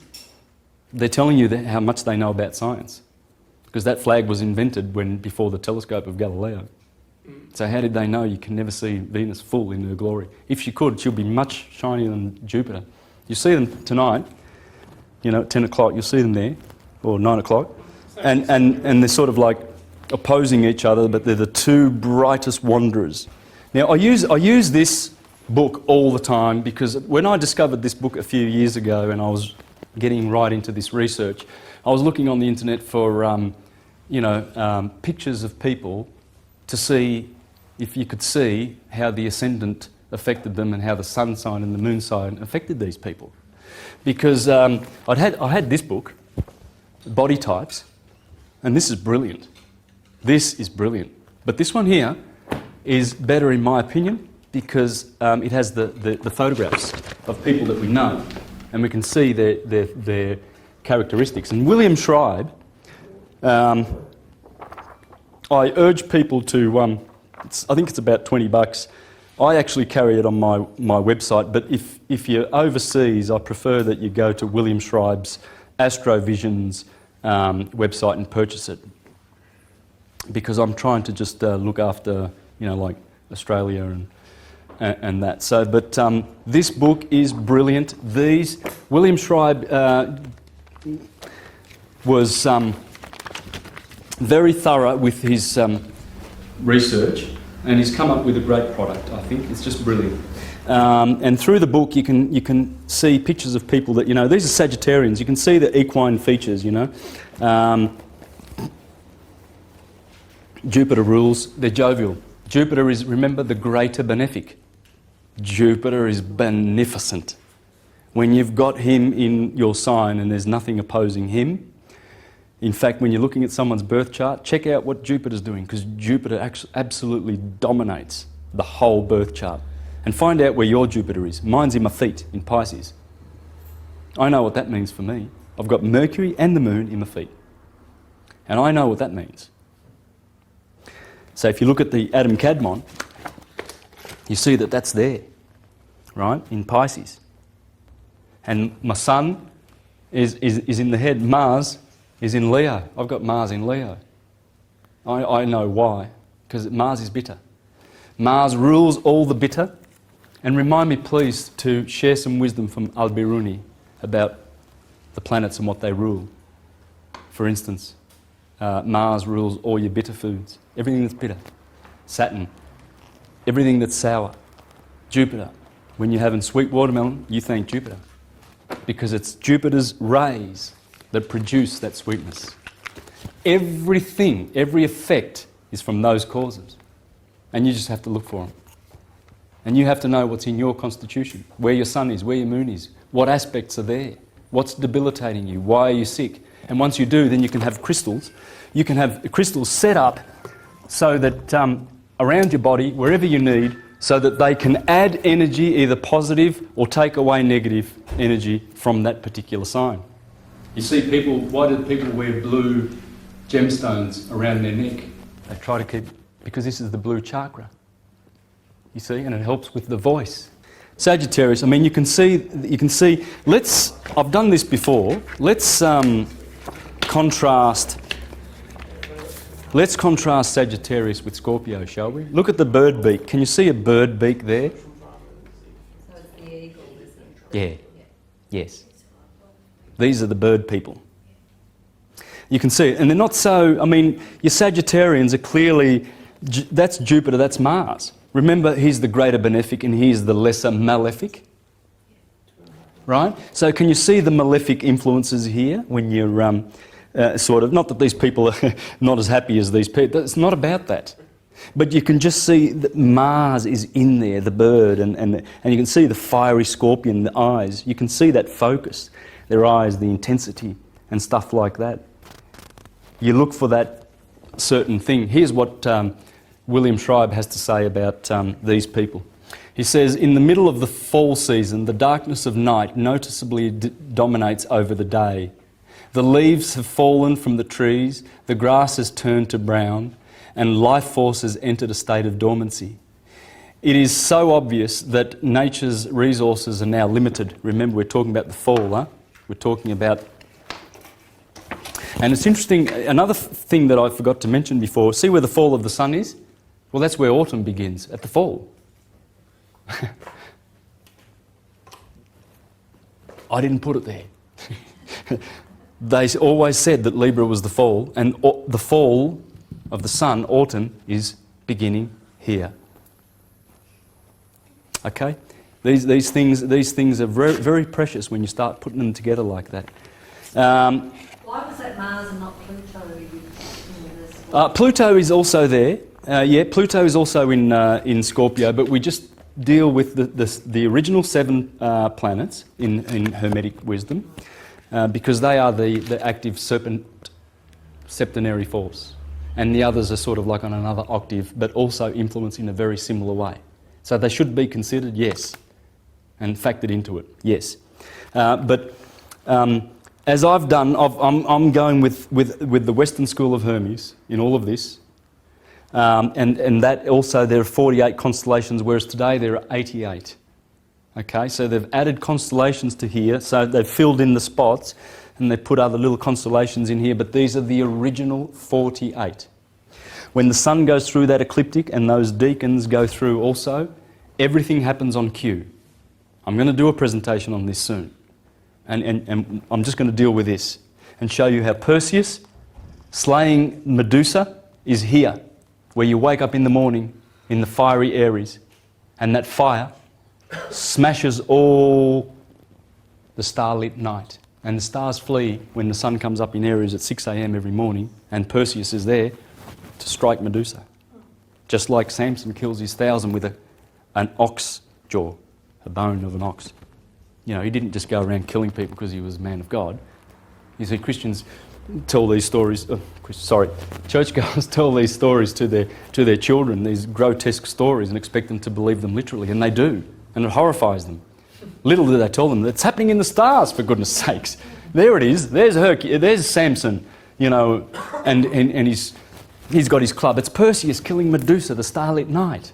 And then it's all on cue. I mean, all right, here's a Regulus. See that star in Leo? Regulus. That's one of the 4 bright stars of the fixed signs. Regulus is here. Antares is in Scorpio, the red star, Antares. Right on cue where the generation happens. Regulus in Arabic, according to these guys, is the Messiah. So when we enter the age of Aquarius, opposite is Leo, is it not? So the vernal equinox over here and the autumnal equinox will no longer be where they have been for 2,000 years. Once Aquarius starts, and Aquarius sits on the equinox and splits the day on the 21st of March, Aquarius goes there. Opposite is Leo. Right? So Regulus rises from Virgo. We've been in Pisces and Virgo, right? We've been in Pisces and Virgo, and we've gone through the stomach, Virgo. Through the lower chakras, we're being pulled up. And then when the equinox lines up with Leo, there's the Messiah. Of course the Messiah is coming, in the sky. And there are other ways I can give you another 10 ways that the Messiah is here. See, in here there are 7 heroes. Perseus, Ophiuchus, Orion, Bootes, Cephas, Auriga, and anyway, there's one more. There are 7, okay? And their positions, those 7, they are the Christ that are coming, because they're always coming. Remember the 4 horsemen of the apocalypse, right? I showed you the white one. The white one, the white lamb, it's always on this equinox. The green one, because it rules green, the pale horseman of the apocalypse. The red horseman's over here because it introduces the red. And the black is here, Osiris, the dark one, Saturn, black. The colour of Saturn is black, unmistakably.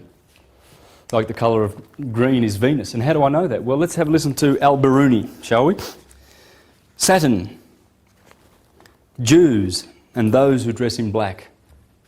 That's why they celebrate the Sabbath on Saturn Day, when they wear black. Well, it tells you. This is 1,000 years ago, right? Christians, Jupiter. Christians, those who dressed in white. Yeah, because Christians are from the Church of Jupiter. Mars, idolaters, wine-bibbers, dressed in red. Idolaters.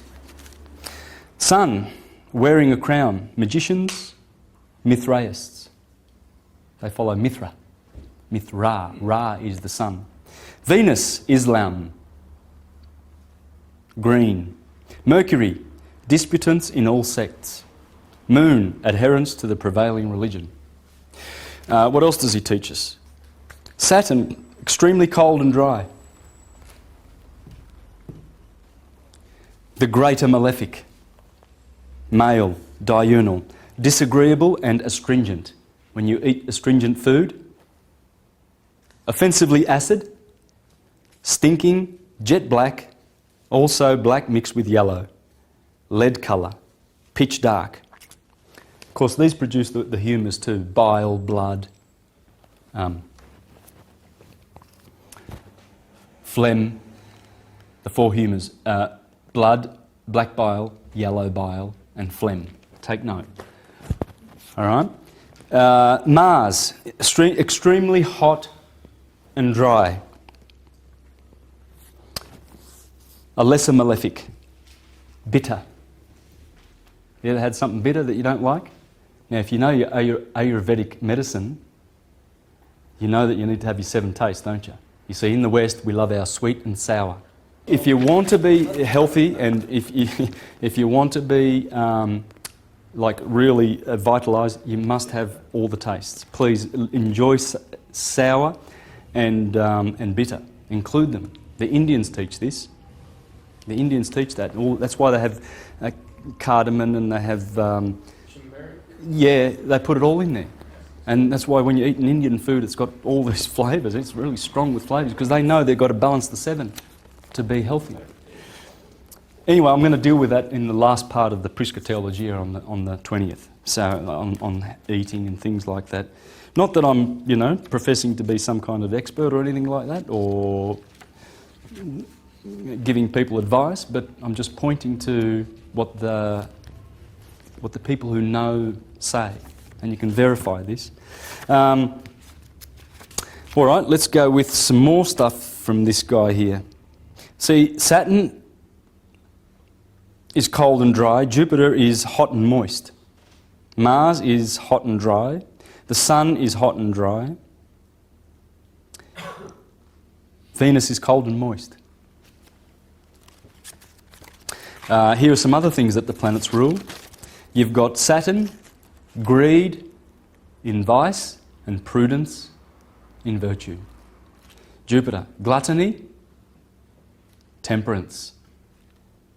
Mars, anger, fortitude. The Sun, pride and faith. Venus, lust and justice. Mercury, envy and hope. The Moon, sloth and charity. In fact, charity comes from church, and church is Circe, which is the moon. Of course it's charity. The virtue of the moon is charity, because she is the church. Now do you remember that Isis saves Osiris because they cut him up into 14 pieces? Well, remember the moon... we had the moon, and we said that when she waxes, she's Isis, and then she turns into Nephthys as she wanes, okay? Yeah. Well, Osiris lives down here. He's Saturn. He's black, and he's dead in the tomb in Tartarus. So the 14 pieces that Osiris gets chopped into are the 14 sub-equator lunar mansions. She has 14 houses here, and she has 14 above. She has 28 houses. And there they are. They are the houses. Everything below quarter moon waning and below quarter moon waxing is the 14 lunar mansions that Isis begins here. See that beautiful slither? The crescent of the moon? When you first see that, traditionally the Jews give that day Monday, right? Because this is Sunday, because the sun blots out the new moon. You cannot see the moon for one day. And this is Saturday. Saturday, Sunday, Monday. That's how they worked it out. And that there, when you see that light, that blessing of light of the moon beginning on her climbing her holy mountain, takes 14 days for the ovaries, for the eggs in the ovaries to mature. If fertilised, 270 days later, the woman in the womb will produce an offspring. Otherwise, 14 days later, the woman will menstruate. And that's the beautiful cycle of Isis. Right? So Isis, when she picks up on her journey, she saves Osiris and puts him back together again, all his 14 pieces, and reinstates him as Horus on the horizon every morning. And the Horus... Sorry? It's the seat of Mars, isn't it? Yeah, Mars is here, Yeah. in Aries. Okay, But great, thank you. but it's the male phallic. Mars is... Yeah. Why do you have... why does Mars have that? Because that's the phallic of Osiris in Mars, and Horus comes up and he's born again. Osiris is always coming out of the tomb. So here's the tomb, and remember Jesus, the Son, says, Lazarus, come out of the tomb. Oh, he must stink, he's been there for 3 days. Yeah, the Son dies for 3 days down here, between the 21st and the 25th of December. So here we have Librans, okay? So you see the equilibrium of their features. Yeah, and like I said before, supermodels, Librans make good supermodels. There's a lot of them. They're also got the thinking with the air sign. And you know, look, who have we got here? John Lennon. You have a look at your air types and the musicians, for instance. You know, their lyrics are very, very mind-focused and centred, aren't they? John Lennon, Bob Dylan, Bruce Springsteen. You know, they're thinking types, and their lyrics clearly show where they're coming from. They're coming from mind. They sing from mind. Whereas your fire people have more mystical music, you know. And the water people are always talking about love. Check it out. I mean, do this, get on the internet and think of a singer who is very, very emotional, and check out their birth chart, and you'll find that they keep singing about love and love and love, watery love, because they're a Piscean or whatever, you know. And the earth signs will be sensual, you know, like Michael Jackson and Elvis Presley. Michael Jackson grabbing his crotch, and Elvis Presley, Elvis the pelvis. I mean, it's clearly sensual. Sammy Davis Jr., these people are sensual. You can see it in the music, it comes out. It's undeniable, this science, and you've got to go looking for the elements, the fire. You can see the fire, you can see the mental, you can see the emotions. And they're always ruled by that polarity of the sun and the moon and the ascendant. Yep, we did that one. Yeah, we did that one, of course, yeah, and the Sagittarians. I like to do those ones always because they really contrast well. Your Virgos, you'll have a, you know, like a twisted features and stuff like that.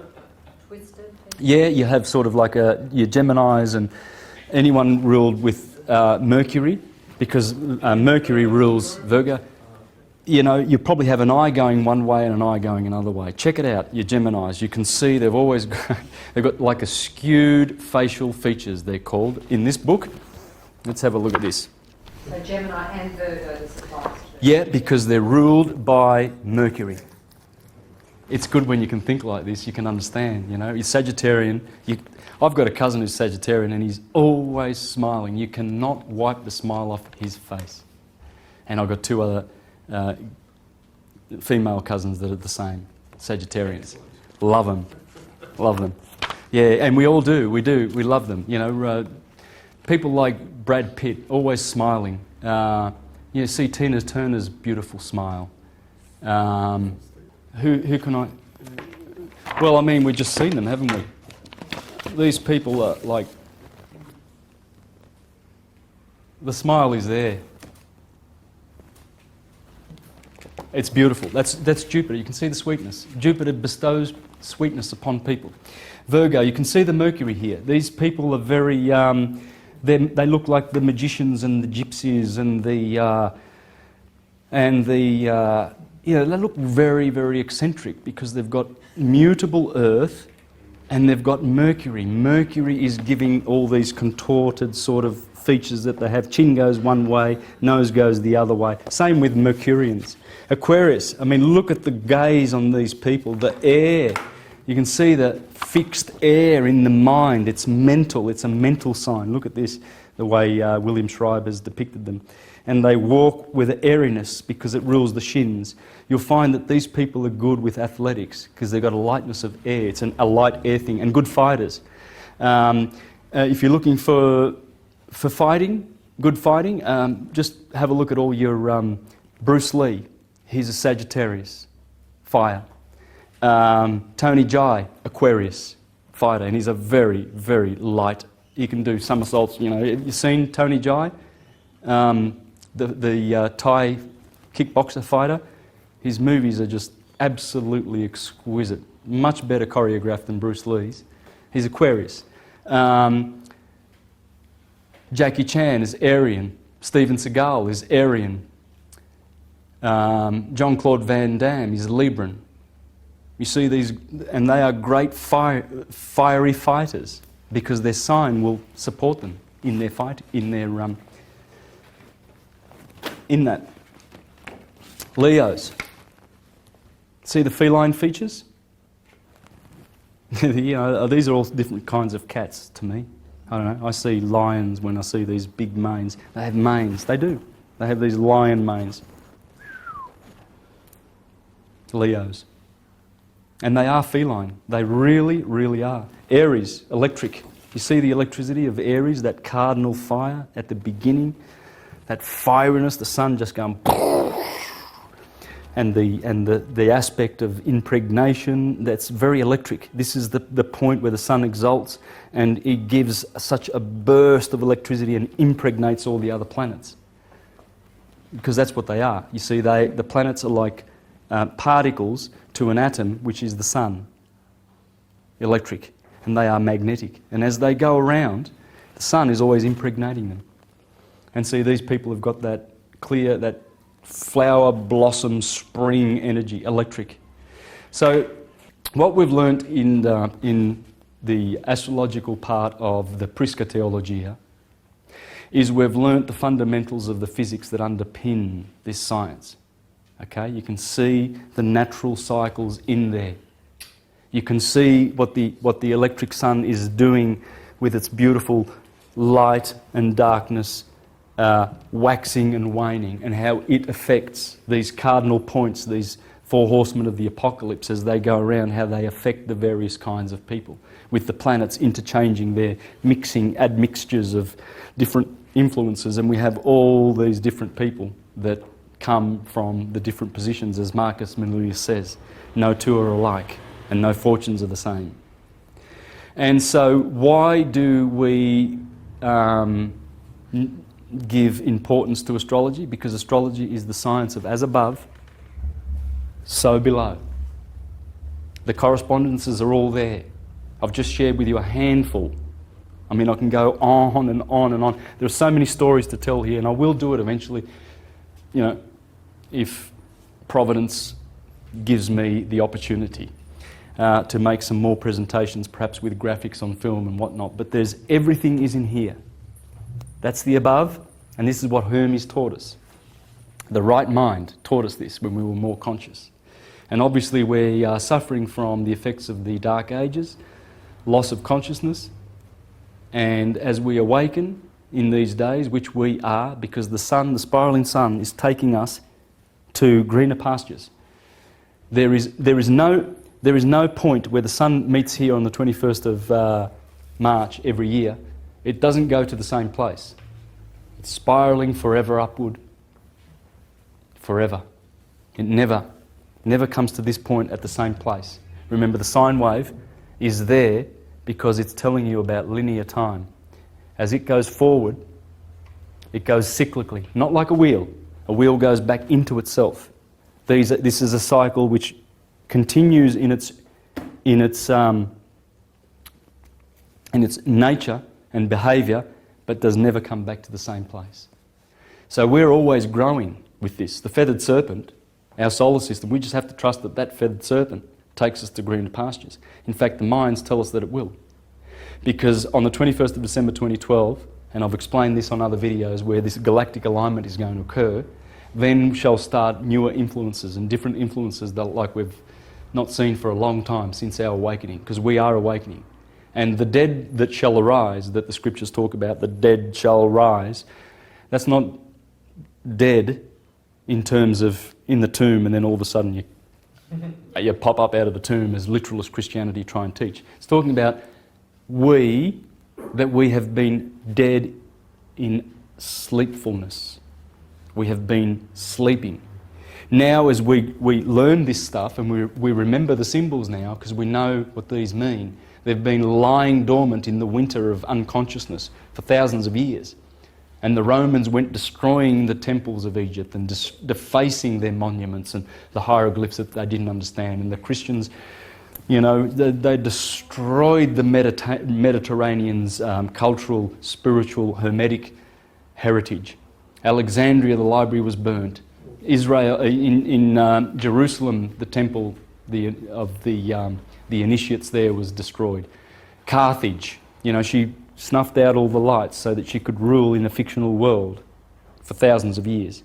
Now as we awaken and we reclaim our dominion, this science is essential. Astrology is the science of as above, so below. And it is the beginning of understanding who you are. When you realise that you are this, and you look up and you go, twinkle, twinkle, little star, how I wonder what you are. You know what the stars are. They're fountains of life. They are atoms, atoms. And they all have different glory. There's no star that is alike in the universe. Just like there's no other creature that is alike. Not a star. All of their polarities are different and all of their natures are different. They are all different. Study this one, Aries in Scorpio, and see how different they are. And then you'll understand where our influences and our destinies lie. We are young stars and we are returning to the stars. Thank you.